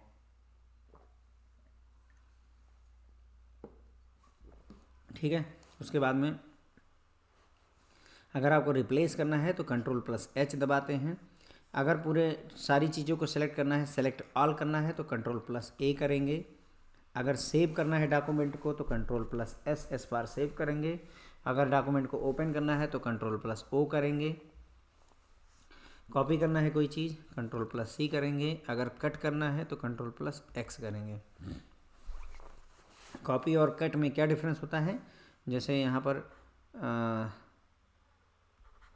साइकिल लिखा है, अगर मैं इसको Ctrl+C करूँगा यानी कॉपी करूँगा तो यहाँ भी साइकिल लिखा रहेगा और जहाँ पर मैं पेस्ट करूँगा वहाँ पर भी CYCLE लिखा रहेगा। ठीक है, अगर मैं इसी साइकिल को कट करता हूँ तो साइकिल यहाँ से हट जाएगा पूरी तरह से और सिर्फ यहीं लिखा रह जाएगा। कट का मतलब एक जगह से काटा और दूसरी जगह रख दिया, और कॉपी का मतलब यहाँ भी रखा रहा और वहाँ पर कॉपी बना ली उसकी। ओके, तो Ctrl+C, Ctrl+X कट के लिए होता है। पेस्ट करने के लिए एक जगह से कॉपी करते हैं तो Ctrl+V दबाते हैं पेस्ट करने के लिए। अगर कट करते हैं Ctrl+X तो भी Ctrl+V दबाते हैं। ओके, किसी चीज़ को अंडरलाइन करना है तो Ctrl+U, बोल्ड करना है तो Ctrl+B, इटैलिक करना है तो Ctrl+I।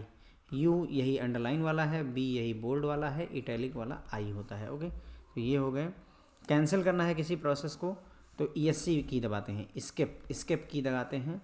कोई चीज़ आपने किया उसको अंडू करना है तो Ctrl+Z करते हैं। रीडू करना है तो Ctrl+Y करते हैं। जैसे मैंने लिखा K, अब अगर इसको मैं चाहता हूँ कि जो लिखा है हट जाए तो मैं Ctrl+Z दबाऊंगा, अंडू करूँगा। ठीक है, और अगर मैं चाहता हूँ कि K वापस लिख जाए, जो मिटा है वो दोबारा आ जाए, तो मैं रीडू करूँगा यानी Ctrl+Y दबा दूँगा। अगर आपको नई फाइल बनानी है तो Ctrl+N करना होता है। माइक्रोसॉफ्ट के जो भी प्रोडक्ट हैं, चाहे वो आपका वर्ड पैड हो चाहे एक्सेल सीट हो, इन सभी जगहों पर Ctrl+N से नई फाइल खुलती है। लेकिन जो आपका पावर पॉइंट होता है वहाँ नई स्लाइड बनाने के लिए Ctrl+M प्रेस किया जाता है। जो F1 की होती है फ्रेंड्स, आपकी कितनी की होती है टोटल आपके कीबोर्ड में, तो ध्यान रखिएगा टोटल नंबर ऑफ की 12 होती हैं। फंक्शन की कितनी है? 12। उसमें से F1 आपको हेल्प में मदद करता है, यानी कि अगर आपने F1 की दबाई तो हेल्प मेनू खुल जाएगा। अगर आप F12 दबाते हैं तो सेव एज मेनू खुल करके आ जाता है, फाइल को सेव किया जा सकता है। सेव और सेव एज में क्या फ़र्क होता है? सेव का मतलब होता है जो कुछ भी आपने चेंजेस किए उसको सेव कर लिया वैसे ही, और सेव एज का मतलब हुआ कि आप उसके फॉर्मेट में कुछ चेंजेस करना है। मतलब जब आप सेव एज करेंगे तो वहाँ पर आप चाहें तो उसे PDF में सेव कर लीजिए, चाहे एक्सेल सीट में सेव कर लीजिए, चाहे टेक्स्ट में सेव कर लीजिए, वो आपकी मर्जी है। लेकिन अगर सिंपली सेव दबाएंगे तो अगर टेक्स्ट है तो टेक्स्ट सेव हो जाएगा, PDF है तो PDF सेव हो जाएगा, कोई चेंजेज नहीं होते हैं। किसी पर्टिकुलर पेज नंबर पर अगर आपको जाना है तो Ctrl+G दबाएंगे। डॉक्यूमेंट के शुरुआत में आना है तो Ctrl+Home दबाएंगे। डॉक्यूमेंट के एंड पर जाना है तो Ctrl+End दबाएंगे। और कुल मिलाकर कीबोर्ड में कितनी की होती हैं? तो 12 की होती हैं। ठीक है, तो इतने शॉर्टकट्स हैं फ्रेंड जो कि बहुत ज़्यादा इंपॉर्टेंट होते हैं। ठीक है, तो मोस्टली जो आपसे पूछे जाते हैं फ्रेंड्स वो मैंने यहाँ पर आपको दिए हुए हैं। ठीक है, अब जैसे इसको ध्यान करने के लिए Ctrl+P फॉर प्रिंट होता है। ठीक है, Ctrl+F फॉर फाइंड होता है। आपने एक चीज़ देखी होगी, सब जगह कंट्रोल कॉमन है, कंट्रोल हर जगह, देखो CTRL यानी कंट्रोल हर जगह है। तो P फॉर प्रिंट होता है, F फॉर फाइंड होता है, H फॉर रिप्लेस है, यहाँ पर ध्यान दीजिएगा ये रिप्लेस के लिए है। A फॉर ऑल होता है यानी सारा सेलेक्ट करना है। S फॉर सेव होता है यानी सारा कुछ सेव करना है। O फॉर ओपन होता है यानी ओपन करना है। C फॉर कॉपी होता है। X फॉर कट होता है। V फॉर पेस्ट होता है। अब जरूरी नहीं यहाँ V फॉर जो है paste he P for paste आप सोचोगे, लेकिन ऐसा Ctrl+V होता है। U फॉर अंडरलाइन होता है, थोड़ा ध्यान रखेंगे हो जाएगा। B फॉर बोल्ड होता है। I फॉर इटैलिक होता है। स्केप से कैंसिल करते हैं, इस यहाँ पर कंट्रोल नहीं है, सिर्फ स्केप की दबाते हैं और कैंसिल हो जाती है जो भी प्रोसेस हो रही थी। Z से अंडू करते हैं, जो भी हमने टास्क किया है उसको वापस ख़त्म कर देते हैं। रीडू अनडू को भी हटाता है, यानी कंट्रोल प्लस जेड दबाया तो जो होगा उस, अगर कंट्रोल प्लस वाई दबाओगे तो उल्टा हो जाएगा। ओके, तो रीडू के लिए होता है। नई फाइल अगर आपको खोलनी है तो कंट्रोल प्लस एन दबाते हैं। अगर स्लाइड में है, पावर पॉइंट यूज करें तो कंट्रोल प्लस एम से नई स्लाइड बनती है। F1 की दबाने से हेल्प मेनू खुलता है। F12 की दबाने से आपका जो है सेव एज बटन आती है। किसी पर्टिकुलर पेज पर आपको जाना है, जैसे पेज नंबर 20 पर जाना है तो कंट्रोल प्लस जी दबाएंगे। जी फॉर गो टू होता है ना, जी फॉर गो टू होता है। अगर होम पर जाना, यानी किसी डॉक्यूमेंट की शुरुआत में जाना है तो होम पर जाएंगे तो कंट्रोल प्लस होम दबाएंगे। किसी डॉक्यूमेंट के आखिरी में जाना है, मान लीजिए 100 पेज का डॉक्यूमेंट है तो अब 100 पेज ऐसे स्क्रॉल करना, नीचे आना धीरे धीरे, वो अच्छा नहीं रहेगा, है ना। तो बेहतर होता है कि हम क्या करें, उसके लिए कंट्रोल प्लस इंड जो है दबा दें। ठीक है, उसके बाद में कीबोर्ड में कुल कितनी फंक्शन की जो होती हैं, तो टोटल 12 फंक्शन की जो होती हैं, ध्यान रखने की ज़रूरत होती है। पूछा जाता है फ्रेंड्स। ओके, ये सारे क्वेश्चंस जो मैं आपको बता रहा हूँ ये डायरेक्टली पूछे जाएंगे आपसे, directly. Okay,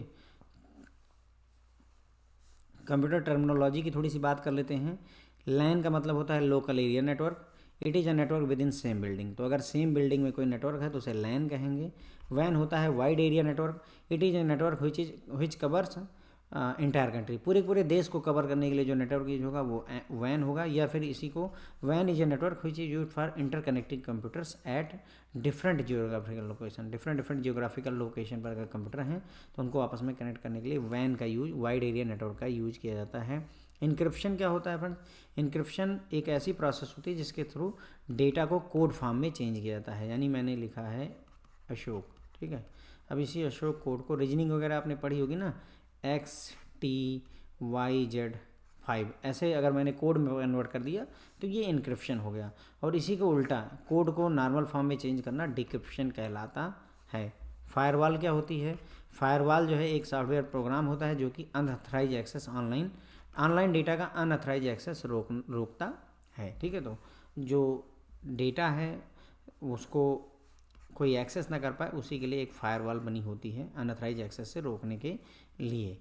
a firewall is a network security device that monitor traffic to or from your network, तो तुम्हारे नेटवर्क में जो भी ट्रैफिक आ रहा है या जा रहा है उसको मॉनिटर करने का काम एक फायरवॉल करती है। It allows or blocks traffic based on definite set of security rule, तो सिक्योरिटी के रूल बने होते हैं कि किसको अलाउ करना है, किसको नहीं अलाउ करना है, उसी के आधार पर ये ट्रैफिक को अलाउ करती है और ब्लॉक करती है। ओके, हैकिंग क्या होती है? तो हैकिंग जानबूझकर डेटा को चुराना, नष्ट करना या बदलना, है ना। अनऑथराइज एक्सेस के थ्रू ऑनलाइन डेटा को जानबूझ करके चोरी करना, ख़राब कर देना या बदल देना, है ना, हैकिंग कहलाता है। आपने सुना भी होगा हैकिंग के बारे में। ठीक है, डिजिटल सिग्नेचर क्या होता है? तो एक डिजिटल सिग्नेचर एक मैथमेटिकल स्कीम होती है for verifying the authenticity of digital message या डॉक्यूमेंट। जो आपका डिजिटल मैसेज या डॉक्यूमेंट है ये सही है या नहीं, इसको वेरीफाई करने का एक तरीका होता है digital signature. Authentication of electronic record by person using digital method और procedure is called digital signature. ठीक है, तो जो इलेक्ट्रॉनिक रिकॉर्ड है उसको ऑथेंटिकेट करने के लिए जब डिजिटल मेथड या प्रोसीजर यूज किया जाता है तो उसे ही डिजिटल सिग्नेचर कहते हैं। मॉडम क्या होता है? मॉडम का फुल फॉर्म होता है modulator and demodulator. Modem MO modulator, DEM demodulator. Okay, इसीलिए ये होता है, जिसमें मॉड्यूलेटर क्या करता है? डिजिटल सिग्नल को एनालॉग सिग्नल में बदलता है। डिजिटल सिग्नल जो होते हैं 1010 इस फॉर्म में चलते हैं, एनालॉग सिग्नल ऐसे वेव के फॉर्म में चलते हैं। तो डिजिटल को एनालॉग में कन्वर्ट करता है मॉड्यूलेटर, और इसी का उल्टा एनालॉग को डिजिटल में कन्वर्ट करता है आपका डीमॉड्यूलेटर।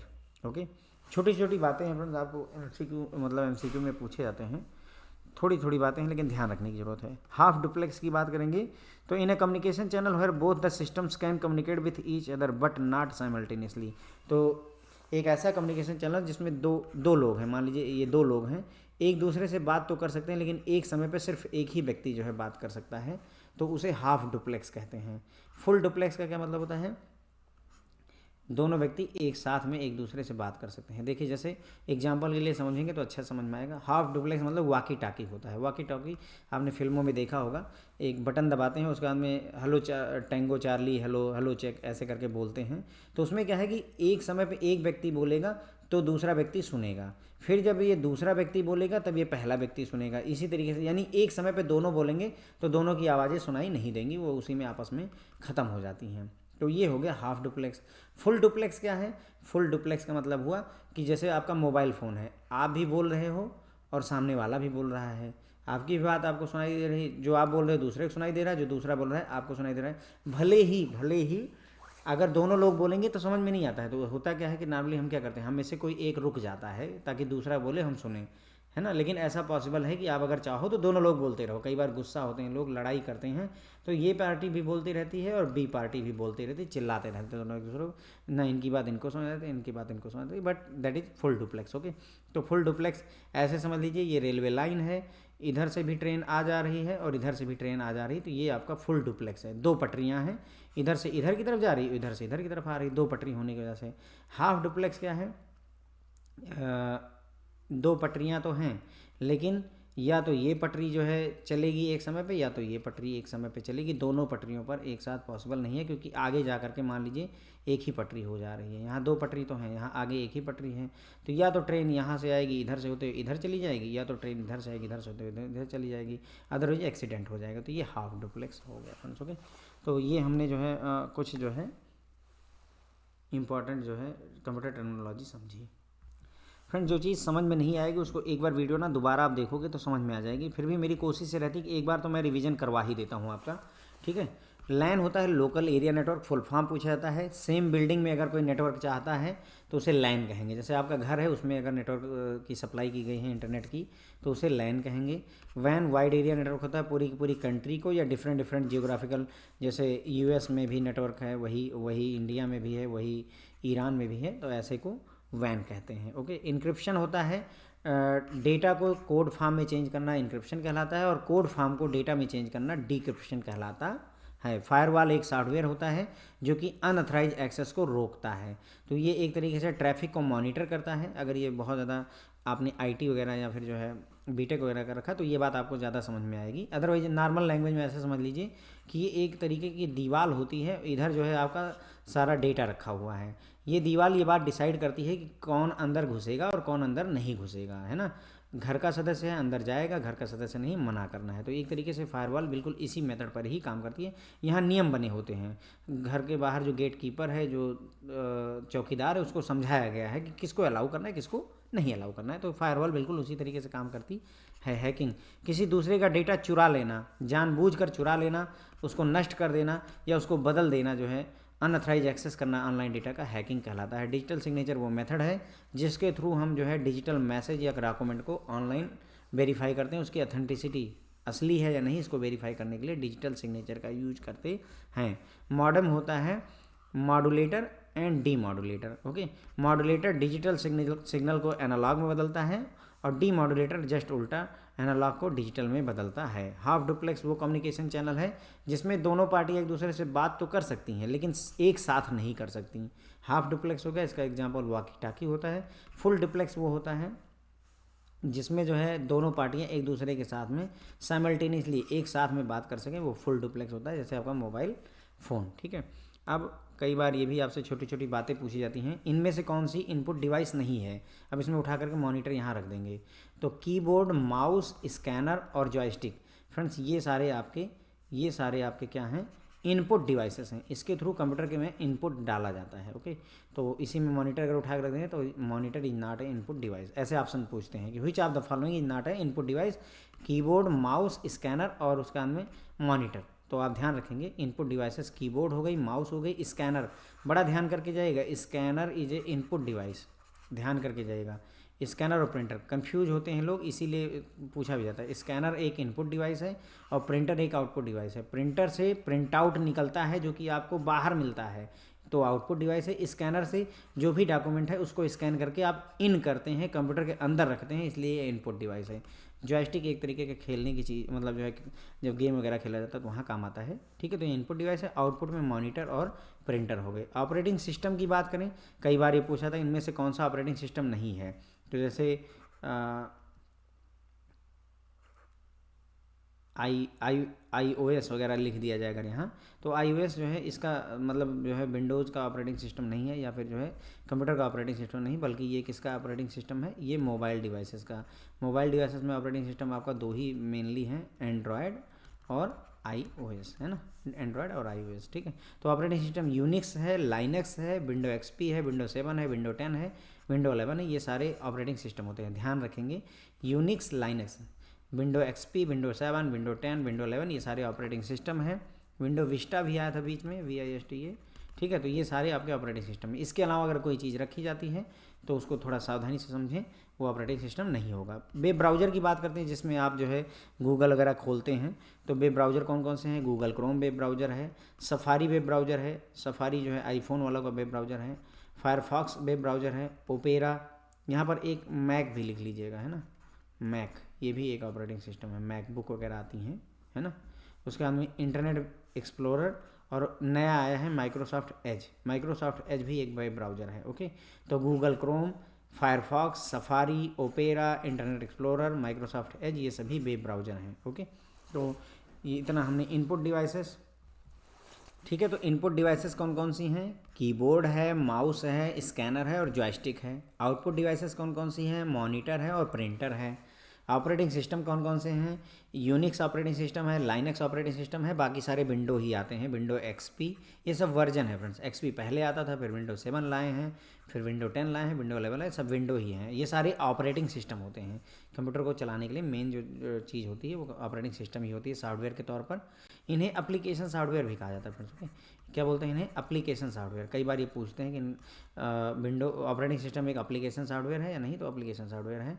वेब ब्राउज़र कौन कौन से हैं? गूगल क्रोम वेब ब्राउज़र है, सफारी वेब ब्राउज़र है, फायरफॉक्स वेब ब्राउज़र है, ओपेरा वेब ब्राउज़र है, इंटरनेट एक्सप्लोरर वेब ब्राउज़र है, माइक्रोसॉफ्ट एज वेब ब्राउज़र, ये सारे आपके फ्रेंड्स वेब ब्राउज़र हैं, ओके। तो इनमें क्वेश्चन जो पूछे थे ज़्यादातर इनमें से कौन सा वेब ब्राउज़र नहीं है, तो एक आपको फंसाने के लिए अलग देते हैं, बाकी इन्हीं में से रखते हैं। उसके बाद में ये भी कई बार पूछा था कि जैसे 1 MB में, 1 MB डेटा में कितने KB होते हैं, इस तरीके के क्वेश्चन आपसे पूछे थे, इसीलिए मैंने यहाँ रखा है। 1 बाइट में 8 बिट्स होती हैं, 1 बाइट में 8 बिट होती हैं, 1 किलोबाइट में 1024 बाइट होती हैं, 1 मेगाबाइट में MB में 1024 किलोबाइट होती है, 1 गीगाबाइट में 1024 MB होती है, 1 TB में 1024 GB होती है। मतलब ये इसी क्रम में बढ़ता है। जो ये जो आपने KB की बात की ना, तो यहाँ KB लिख दीजिए। 1024 KB जब मिलेगा तो 1 MB बनेगा। अब जब 1024 MB मिलेगा तो 1 GB बनेगा। जो बोलते नहीं, 1 GB डेटा है मेरे पास, या मेरे मोबाइल की मेमोरी जो है 8 GB है, तो ये वही है। 8 GB की मेमोरी में 1 GB की मेमोरी में 1024 मेगाबाइट होते हैं, MB होता है, ठीक है। और जब 1024 जो है GB, यानी अगर आपके पास 1024 GB डेटा है, तो आप समझ लीजिए आपके पास 1 टेराबाइट डेटा है, 1 TB की हार्ड डिस्क आती है। क्या आती है? हार्ड डिस्क आती है। बोलते नहीं कि 1 TB की मेरी हार्ड डिस्क है भैया जो है। उसके बाद में आगे बढ़ते हैं। क्वेश्चन है हु इज़ नोन एज, अब यहाँ पर कुछ क्वेश्चंस और आंसर के फॉर्मेट में हम बात कर लेते हैं, ठीक है। तो ये आपको समझ में आ गया होगा। कई बार पूछते हैं 1 byte equal to 4 bit, 8 bit, 12 bit, तो 8 bits. 1 byte equal to 8 bit, 1 kilobyte equal to 1024 byte, 1 megabyte equal to 1024 kilobyte, है ना। 1 GB बराबर 1024 MB के, 1 TB बराबर 1024 GB के, ओके। इसी क्रम में ये चलता है। कुछ क्वेश्चंस जो डायरेक्ट पूछे जाते हैं, सीधे से क्वेश्चन पूछे जाते हैं। वर्ल्ड वाइड वेब WWW के इन्वेंटर कौन है? Tim Berners Lee. कंप्यूटर का इन्वेंटर किसे माना जाता है? कंप्यूटर के जनक किसे कहते हैं? चार्ल्स बैबेज को। कंप्यूटर की जो स्क्रीन होती है, लैपटॉप की स्क्रीन होती है, इसके रेजोल्यूशन को किस में मापा जाता है? तो पिक्सल में मापा जाता है ना। किस में मापा जाता है? पिक्सल में। प्रोसेसर की स्पीड या CPU की स्पीड में किस में मापते हैं? गीगाहर्ट्ज में, GHz, गीगाहर्ट्ज में नापते हैं। प्रोसेसर की स्पीड या CPU की स्पीड को गीगाहर्ट्ज में नापते हैं। जो फास्टेस्ट कंप्यूटर अर्थ पर है उसे क्या कहते हैं? सुपर कंप्यूटर कहते हैं। और हमारे देश का यानी इंडिया का पहला सुपर कंप्यूटर कौन सा था? तो परम पदम था। ध्यान रखेंगे, पूछा जाता है सीधा क्वेश्चन। इंडिया का पहला सुपर कंप्यूटर कौन सा था? परम पदम था। सबसे तेज कंप्यूटर को क्या नाम दिया गया है? सुपर कंप्यूटर नाम दिया गया है। जो कंप्यूटर में CPU की स्पीड को किस में मेजर करते हैं? गीगाहर्ट्ज में करते हैं। स्क्रीन, जो कंप्यूटर की स्क्रीन होती है उसका रेजोल्यूशन कितनी रेजोल्यूशन का है, उसे पिक्सल में नापते हैं। कंप्यूटर के इन्वेंटर किसे कहा जाता है? चार्ल्स बेबेज को कहा जाता है। WWW के इन्वेंटर किसे कहते हैं? टिम बर्नर्स-ली को कहा जाता है। अब ऐसा नहीं कि क्वेश्चन इससे बाहर जा सकता है, बट आप ये एश्योर्ड रहिए कि 90% केसेस में क्वेश्चन इससे बाहर नहीं जाते हैं, लगभग यहीं से ही पूछ लेते हैं जितना मैं आपको कवर अप करवा दे रहा हूँ। ठीक है, अब कुछ छोटे मोटे और बातें कर लेते हैं, जैसे बॉट क्या होता है, स्पैम क्या होता है, फिशिंग क्या होती है। ये आपका कंप्यूटर में सिक्योरिटी से रिलेटेड बातें हैं। ठीक है, तो बॉट ये रोबोट के लिए यूज होता है। Bot is short for robot, is a software program that performs automated repetitive and pre defined task. ठीक है, तो बॉट जो है रोबोट होता है, एक तरीके का सॉफ्टवेयर प्रोग्राम होता है जो कि ऑटोमेटेड रिपीटेटिव और प्री डिफाइंड टास्क को करता है। पहले से ही डिफाइंड बार बार होने वाला टास्क जो ऑटोमेटिक तरीके से होता है उसे बॉट के थ्रू किया जाता है। ठीक है, bot is for robot. Spam जो होता है फ्रेंड्स, ये बहुत ज़्यादा पूछा जाता है। स्पैम मेल आती हैं, अनसॉलिसिटेड ईमेल आती हैं, आपको बहुत सारी मेल आती हैं, ये वाला प्रोडक्ट खरीद लीजिए, वो वाला प्रोडक्ट खरीद लीजिए, तो वो आपका जो है स्पैम मेल्स आती हैं। ठीक है, तो इसमें क्या है कि आपको ठगने की कोशिश की जाती है। अगर आप इसको ओपन करते हैं तो हो सकता है उसमें वायरस वगैरह हो, तो स्पैम ईमेल्स होती हैं। Okay, spam is unsolicited email, instant messages और सोशल मीडिया मैसेजेस। ठीक है, तो उसे स्पैम कहते हैं। फर्जी का मैसेज कर दिया, जैसे मान लीजिए जो है मेदांता ग्रुप है, मेदांता वो जो है आपका हॉस्पिटल वाले हैं। अब ये किसी को ऐसे ही मैसेज अगर व्हाट्सएप पे बराबर मैसेज कर रहे हैं जिनका मेदांता से कोई लेना देना भी नहीं है, तो उसे जो है हम स्पैम मैसेज कह सकते हैं, स्पैम। ठीक है, अननेसेसरी मैसेज आना। फिशिंग क्या होती है? Phishing is an email sent from an internet criminal discussing as email from legitimate trustworthy source. मतलब फिशिंग वो प्रोसेस, इसमें क्या होता है कि आपको एक ईमेल आएगा, वो ईमेल आपको ऐसे लगे जैसे अमेजॉन की तरफ से आया हुआ है, ट्रस्ट वर्थी सोर्स की या लेजिटिमेट सोर्स से आया है, आपको लगेगा कि आया अमेजॉन से है, लेकिन वो भेजा किसी और ने रहेगा, लेकिन लगेगा कि एकदम अमेजॉन की तरफ से आया हुआ है, ताकि आप जो है उसको ये मान लो कि अमेजॉन से आया है और उसमें गलतियाँ करो और उनको मतलब जो है फ़ायदा पहुंचाओ, है ना। The message mean to lure you into revealing sensitive and confidential information. यहाँ पर क्या है कि आपको अट्रैक्ट करना चाहते हैं, आपको मतलब प्रलोभन देना चाहते हैं, ताकि आप जो है जो सेंसिटिव और कॉन्फिडेंशियल इन्फॉर्मेशन है उसको आप लीक कर सकें। ठीक है, अब इसमें भी फिशिंग का मतलब होता है ईमेल पर जो है आपको ऐसे ठगने की कोशिश। विशिंग का मतलब होता है ओवर कॉल के थ्रू, यानी वॉइस के थ्रू आपको ठगने की कोशिश होती है। स्मिशिंग का मतलब होता है एसएमएस के थ्रू आपको ठगने की कोशिश की जाती है। फिशिंग ओवर ईमेल, विशिंग मतलब वही आपका वॉइस प्लस फिशिंग, है ना, वॉइस प्लस फिशिंग, इसलिए विशिंग कहते हैं, तो ओवर कॉल। और एसमिशिंग मतलब एसएमएस प्लस फिशिंग, है ना, एसएमएस के थ्रू जो है जब आपको ठगने की कोशिश की जाए तो उसे स्मिशिंग कहते हैं। वर्म क्या होता है? वर्म्स कीड़े, है ना, वर्म मतलब कीड़े। Worms are spreaded by software vulnerability और फिशिंग अटैक। तो जो वर्म होते हैं ये सॉफ्टवेयर में जो कमजोरी होती है या फिशिंग अटैक के थ्रू फैलते हैं। एक बार आपके कंप्यूटर की मेमोरी में वर्म इंस्टॉल हो गया है तो ये पूरी मशीन को या पूरे नेटवर्क को इन्फेक्ट करने की कोशिश करता है। मतलब ये आपको रिप्रोड्यूस करते रहते हैं और जो है मशीन को ख़राब करते हैं। वायरस का फुल फॉर्म पूछा जाता है, बहुत ज़्यादा पूछा जाता है फ्रेंड्स। जो है वायरस का full form vital information resources under seize होता है, बहुत पूछा जाने वाला क्वेश्चन है। वायरस का full form vital information resources under seize होता है। Unlike worms, viruses need an already infected active operating system और प्रोग्राम टू वर्क। तो मतलब वर्म क्या होता है? फैलते हैं, जबकि वायरस को एक इन्फेक्टेड फाइल चाहिए होती है, कोई ना कोई इन्फेक्टेड प्रोग्राम या इन्फेक्टेड सिस्टम हो, उसी के थ्रू वायरस अपने आप को फैलाता है। Viruses are typically attach to an executable file और वर्ड डॉक्यूमेंट। वायरस जो है किसी EXE फाइल, एग्जीक्यूटेबल फाइल होती हैं, EXE फाइल होती हैं, या वर्ड डॉक्यूमेंट में अटैच करके आपके सिस्टम पर भेजा जाता है। वायरस का full form vital information resource under seize. Trojan horse क्या होता है? ट्रोजन हार्स एक मेलिशियस प्रोग्राम होता है ना, जो कि क्या करता है, अपने आप को सही दिखाने की कोशिश करता है लेकिन असलियत में वो धोखा करता है। ट्रोजन हार्स के बारे में थोड़ा सा ऐसे समझ लीजिए। पहले जो है एक राजा थे जिनके जो साम्राज्य था वहाँ पर एक गेट लगा हुआ था, उससे अंदर घुस नहीं सकते थे, चारों तरफ बाउंड्री थी। ठीक है, तो यहाँ पर एक सेना आई लड़ने के लिए और बहुत दिनों तक लड़ी लेकिन जीत नहीं पाई। तो इन्होंने क्या किया, इस राजा को एक घोड़ा गिफ्ट किया। क्या गिफ्ट किया? हॉर्स गिफ्ट किया। और उस घोड़े में उनके जो है 500 सैनिक छिपे हुए थे, बहुत बड़ा घोड़ा था। अब जब घोड़ा गिफ्ट किया तो राजा ने एक्सेप्ट कर लिया और घोड़े को ला करके यहाँ पर रख लिया अपने पास में। जब रात हुई तो जो है इस घोड़े से 500 सैनिक निकले और जब अंदर घुस गए तो उन्होंने गेट खोल दिया और पूरा का पूरा साम्राज्य तहस नहस हो गया। यही है ट्रोजन हॉर्स की स्ट्रेटजी। मतलब ये अपने आप को दिखाएगा कि हम लेजिटिमेट हैं, अंदर आ जाएगा, एक बार अंदर घुसा उसके बाद में सत्यानाश शुरू हो जाता है, परेशानी शुरू हो जाती है। Just as it sound the Trojan horse is a malicious program that disguises itself as legitimate file. अपने आप को बताएगा कि मैं सही हूँ, मेरे ऊपर भरोसा कर सकते हो। ट्रोजन्स देमसेल्व्स आर डोरवे, ये एक तरीके से रास्ता देते हैं। Unlike one they need to host to work, मतलब वर्म को होस्ट नहीं चाहिए होता, लेकिन इनको होस्ट चाहिए होता काम करने के लिए, यानी किसी फाइल वगैरह के थ्रू ही जो है यहाँ पर अंदर एंट्री पाते हैं। ठीक है, तो ये हो गया ट्रोजन हॉर्स।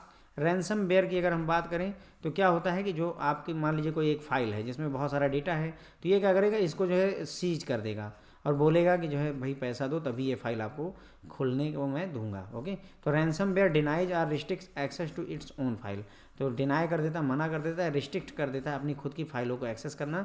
फिर ये पेमेंट मांगता है क्रिप्टो करेंसी के रूप में, जनरली क्रिप्टो करेंसी के रूप में, ताकि ये आपको वापस से आपकी फ़ाइल तभी खोलने देगा जब आप इसको पैसा देंगे।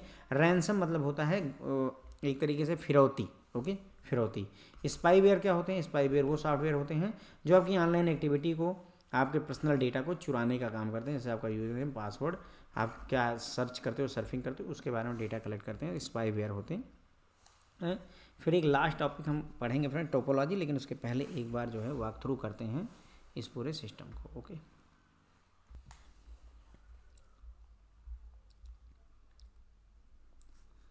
ठीक है, तो ये मेरे ख्याल से वर्ल्ड वाइड वेब के इन्वेंटर टिम बर्नर ली थे। कंप्यूटर के जो है इन्वेंटर या जनक चार्ल्स बेबेज को माना जाता है। कंप्यूटर की स्क्रीन को पिक्सल में मापते हैं।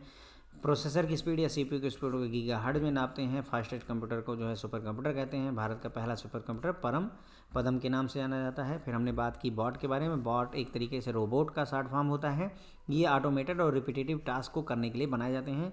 स्पैम ईमेल्स होती हैं जिसके थ्रू आपको ठगने की कोशिश की जाती है, या फिर जो है आपको कोई एडवर्टीजमेंट बार बार भेजा जाता है ताकि आप जो है उसको अट्रैक्ट हो, तो वही स्पैम ईमेल होते हैं।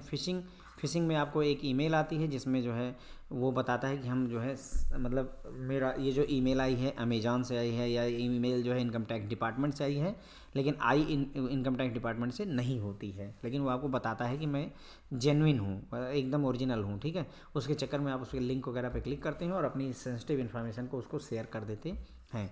अगर ओवर ईमेल जो है ये पास किया जाए तो उसे फिशिंग कहते हैं। अगर ओवर कॉल किया जाए तो उसे विशिंग कहते हैं, वॉइस की वजह से विशिंग बोलते हैं।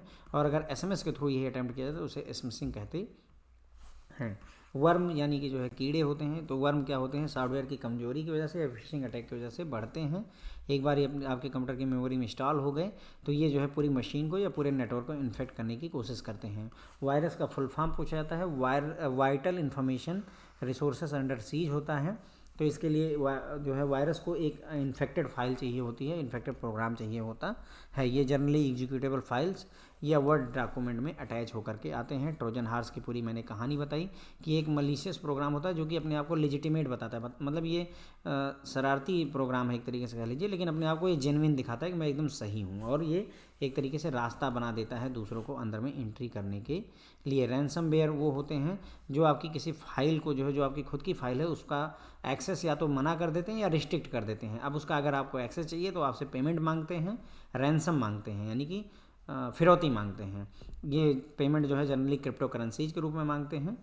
ठीक है, तभी आपको ये बदले में उस फाइल को एक्सेस करने देते हैं। स्पाईवेयर की अगर बात करें तो स्पाईवेयर जो है, स्पाई मतलब होता है जासूस, है ना, जेम्स बॉन्ड वगैरह स्पाई हुए है ना।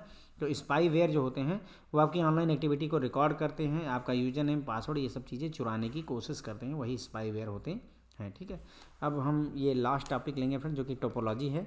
कई बार जो है टोपोलॉजी आपसे थोड़ा थोड़ा पूछ लेते हैं, जैसे इनमें कौन सी टोपोलॉजी में सारे के सारे कंप्यूटर एक जो है सेंट्रल कंप्यूटर से जुड़े होते हैं, तो उसका आंसर होगा आपका स्टार टोपोलॉजी होगा। लेकिन अब चूंकि टोपोलॉजी से क्वेश्चन पूछे गए हैं तो एक बार सारे देख लेते हैं।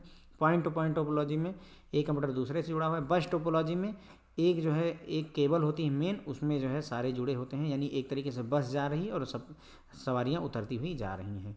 रिंग टोपोलॉजी में हर कंप्यूटर जो है अपने से अगल बगल के दो कंप्यूटर से जुड़ा होता है, इधर का एक और इधर का एक। अगर ये कंप्यूटर है तो ये इधर के एक कंप्यूटर से, इधर के कंप्यूटर से जुड़ा है। स्टार टोपोलॉजी में सारे के सारे कंप्यूटर एक सेंट्रल कंप्यूटर से जुड़े होते हैं जो कि बेसिकली राउटर होता है। ओके, ट्री टोपोलॉजी में सारे के सारे कंप्यूटर एक सेंट्रल बस से मतलब जो है ये जो मेन तार है उससे किसी न किसी तरह जुड़े होते हैं। मैश टोपोलॉजी में सारे के सारे कंप्यूटर एक दूसरे से कनेक्टेड रहते हैं। मान लीजिए जैसे अगर आपके पास 3 कंप्यूटर हैं तो ये इससे भी कनेक्टेड है, ये इससे भी कनेक्टेड है, ये भी इससे कनेक्टेड है ना। मतलब हर कंप्यूटर एक दूसरे से कनेक्टेड होगा। अगर सोचिए 20 कंप्यूटर हो तो 20 के एक कंप्यूटर उनमें से बाकी के 1900 कंप्यूटर से कनेक्टेड रहता है, तो उसे मेश टोपोलॉजी कहते हैं। हाइब्रिड ऐसी टोपोलॉजी होती है जिसमें एक से ज़्यादा टोपोलॉजी एक साथ, जैसे ये रिंग टोपोलॉजी भी यूज हो गई, उसके अंदर स्टार टोपोलॉजी भी यूज हो गई और साथ ही साथ बस टोपोलॉजी भी यूज हो गई, तो उसे हाइब्रिड टोपोलॉजी कहते हैं। थोड़ी बहुत बात आपको समझ में आई होगी। आइए देख लेते हैं बस टोपोलॉजी के बारे में। Bus topology is a simplest kind of topology in which a common bus or channel is use for communication in network. तो बस टोपोलॉजी वो टोपोलॉजी होती है जिसमें एक कॉमन बस यूज की जाती है कम्युनिकेशन के लिए। जैसे मैंने आपको बताया कि ये एक बस है या कम्युनिकेशन चैनल है और इसी से सारे कंप्यूटर यहाँ पर आपके एडेड रहते हैं, तो ये बस टोपोलॉजी कहलाती है। रिंग टोपोलॉजी वो टोपोलॉजी होती है जिसमें हर कंप्यूटर जो है एग्जैक्टली दो कंप्यूटर के साथ में जुड़ा होता है और रिंग का फॉर्मेशन करता है। मतलब ये कंप्यूटर है तो इस कंप्यूटर से दो कंप्यूटर, एक इधर का कंप्यूटर एक इधर का कंप्यूटर जुड़ा होगा। ये वाला जो कंप्यूटर है ये भी दो कंप्यूटर से जुड़ा होगा, यानी ये वाला कंप्यूटर इससे और इससे जुड़ा हुआ है। उसी तरीके से ये वाला कंप्यूटर दो से जुड़ा होगा, ये वाला भी दो से, इससे और इससे। इसी तरीके से ये वाला भी इस कंप्यूटर से भी जुड़ा है ये वाले से और ये वाले से भी जुड़ा है, तो एक रिंग फॉर्म कर देते हैं, तो उसे रिंग टोपोलॉजी कहते हैं। स्टार टोपोलॉजी बहुत ज़्यादा यही पूछा था। Star topology is a computer network topology in which all the nodes are connected to centralised hub. इसमें क्या है, स्टार टोपोलॉजी एक सेंट्रलाइज्ड हब होता है जिसे राउटर कहते हैं। यहाँ इस हब से सारे के सारे कंप्यूटर जुड़े होते हैं। ज़्यादातर आप देखोगे ना तो आपकी ब्रांच में एक ऐसे राउटर होगा, उसी से सारे के सारे आपके कंप्यूटर में कनेक्शन गया होता है, तो ज़्यादातर स्टार टोपोलॉजी ही यूज होती है। तो कौन सी टोपोलॉजी है जिसमें सारे के सारे कंप्यूटर एक सेंट्रलाइज्ड डिवाइस से जुड़े होते हैं, तो स्टार टोपोलॉजी होती है। ध्यान दीजिएगा, ये सितारों जैसा दिखता है इसलिए इसे स्टार टोपोलॉजी कहते हैं। मैश टोपोलॉजी एक कंप्यूटर टोपोलॉजी है जिसमें हर नोड जो है एक दूसरे से कनेक्टेड होता है। जैसे एक ये हो गया, एक ये और एक ये, चार हो गए मान लीजिए। अब ये चार हैं तो इसका मतलब हर कंप्यूटर बाकी तीन से जुड़ा होगा। ये इससे भी जुड़ा होगा, ये इससे भी जुड़ा होगा, ये इससे भी जुड़ा होगा, ठीक है। तीन से जुड़ गया ना, ये देखिए चार में से एक तो ये खुद है और तीन से जुड़ गया। इसी तरीके से ये भी चारों तीन से जुड़ेगा, ये एक से जुड़ गया, ये दूसरे से भी जुड़ेगा और ये तीसरे से भी जुड़ेगा। इसी तरीके से ये वाला देखिए एक से जुड़ गया और ये दूसरे से जुड़ गया, अब तीसरे से भी जुड़ जाएगा। इसी तरीके से ये वाला एक से जुड़ा, दूसरे से जुड़ा और तीसरे से जुड़ा, ठीक है। तो हर कोई बाकी से कनेक्टेड रहता है। अगर सोचिए 20 हो गए, अगर 20 कंप्यूटर आप रखोगे तो बाकी के 19 कंप्यूटरों से ये पूरा पूरा जुड़ा हुआ होता है, तो मैश टोपोलॉजी उसे कहते हैं। ट्री टोपोलॉजी किसे कहते हैं? Tree topology is a computer network topology in which all the nodes are directly or indirectly connected to the main cable bus, ठीक है। तो मेन जो बस जा रही होती है उससे डायरेक्टली या इनडायरेक्टली जो है जुड़े हुए होते हैं। इसमें ट्री फॉर्म होता है फ्रेंड, जो है एक मेन बस जा रही है, उसके बाद में यहाँ पर फर्दर एक बस जा रही है तो यहाँ पर जुड़े हुए हैं, है ना। फिर यहाँ बस आई, यहाँ जुड़े हैं। इस तरीके से ये ट्री टोपोलॉजी एक तरीके से पेड़ की शाखाओं वाला काम करते हैं। हाइब्रिड टोपोलॉजी वो होती है जिसमें जो है दो या दो से अधिक टोपोलॉजी जो है एक दूसरे के साथ में कंबाइंड रहती हैं, उसे हाइब्रिड टोपोलॉजी कहते हैं, ठीक है। अब थोड़ा ज़्यादा सेंस बन रहा होगा मेरे ख्याल से। अब देखिए ज़्यादा समझ में आ रहा होगा। बस टोपोलॉजी मतलब एक जो है कम्युनिकेशन चैनल है या बस है, उसमें उससे सारे कंप्यूटर जुड़े हुए होते हैं। रिंग टोपोलॉजी में हर कंप्यूटर एग्जैक्टली दो कंप्यूटर से जुड़ा होता है, हर कंप्यूटर एग्जैक्टली दो कंप्यूटर से जुड़ा होता है। स्टार टोपोलॉजी में सारे के सारे कंप्यूटर एक सेंट्रल डिवाइस से कनेक्टेड होते हैं। ट्री टोपोलॉजी में डायरेक्टली या इनडायरेक्टली जो है ये एक मेन बस से जुड़े होते हैं, मेन कम्युनिकेशन चैनल से जुड़े होते हैं। मैश टोपोलॉजी में हर कंप्यूटर बाकी के सभी कंप्यूटर से जुड़ा होता है। यदि 15 कंप्यूटर हैं तो हर कंप्यूटर बाकी के 14 कंप्यूटरों से जुड़ा हुआ होगा, इतनी ज़्यादा वायरिंग करनी पड़ेगी। हाइब्रिड टोपोलॉजी वो होती है जिसमें एक साथ कई टोपोलॉजी, जैसे स्टार टोपोलॉजी और आपका स्टार टोपोलॉजी, रिंग टोपोलॉजी, बस टोपोलॉजी सब एक साथ मिला दी जाए तो उसे जो है मैश हाइब्रिड टोपोलॉजी कहते हैं, ठीक है। तो क्वेश्चन पूछा जाता है फ्रेंड्स इनसे भी, ठीक है। तो यहीं पर ही फ्रेंड्स हमारा जो है ये डिजिटल बैंकिंग ख़त्म होती है। आई बिलीव कि जो है मैंने इन दो पार्ट 1 और पार्ट 2 में बहुत सारी चीज़ें आपको कवर करके दे दी हैं। अगर आप इनको अच्छे से पढ़ करके जाते हैं और याद रख पाते हैं तो क्वेश्चन जो है इससे बाहर नहीं जाएगा फ्रेंड्स। को कई सारे जो है बैंकों में 20 नंबर से 30 नंबर तक केवल जो है आपको डिजिटल या आईटी ही पूछते हैं, उनके लिए या वैसे भी जनरली भी पूछा जाता है। आपका ये जो लेक्चर्स हैं बहुत फ़ायदेमंद रहेंगे आई बिलीव। जो है थोड़ा सा टाइम दे करके अगर आप कमेंट वगैरह करके मुझे बताएं जो है कि कैसे आपको ये लेक्चर्स लगते हैं। जो ये नई सीरीज़ आई हुई है जिसमें हम 2 घंटे या 2 घंटे के लेक्चर ला रहे हैं, तो ये कैसी सीरीज़ लग रही है आपको, आपका अपना पर्सनल एक्सपीरियंस क्या कहता है, अगर कोई इम्प्रूवमेंट की ज़रूरत है तो क्या इम्प्रूवमेंट किया जा सकता है, ये सारी चीज़ें अगर आप बताएं तो अच्छा रहेगा। लाइक वगैरह आप कर दीजिए अगर अच्छा लगा हो।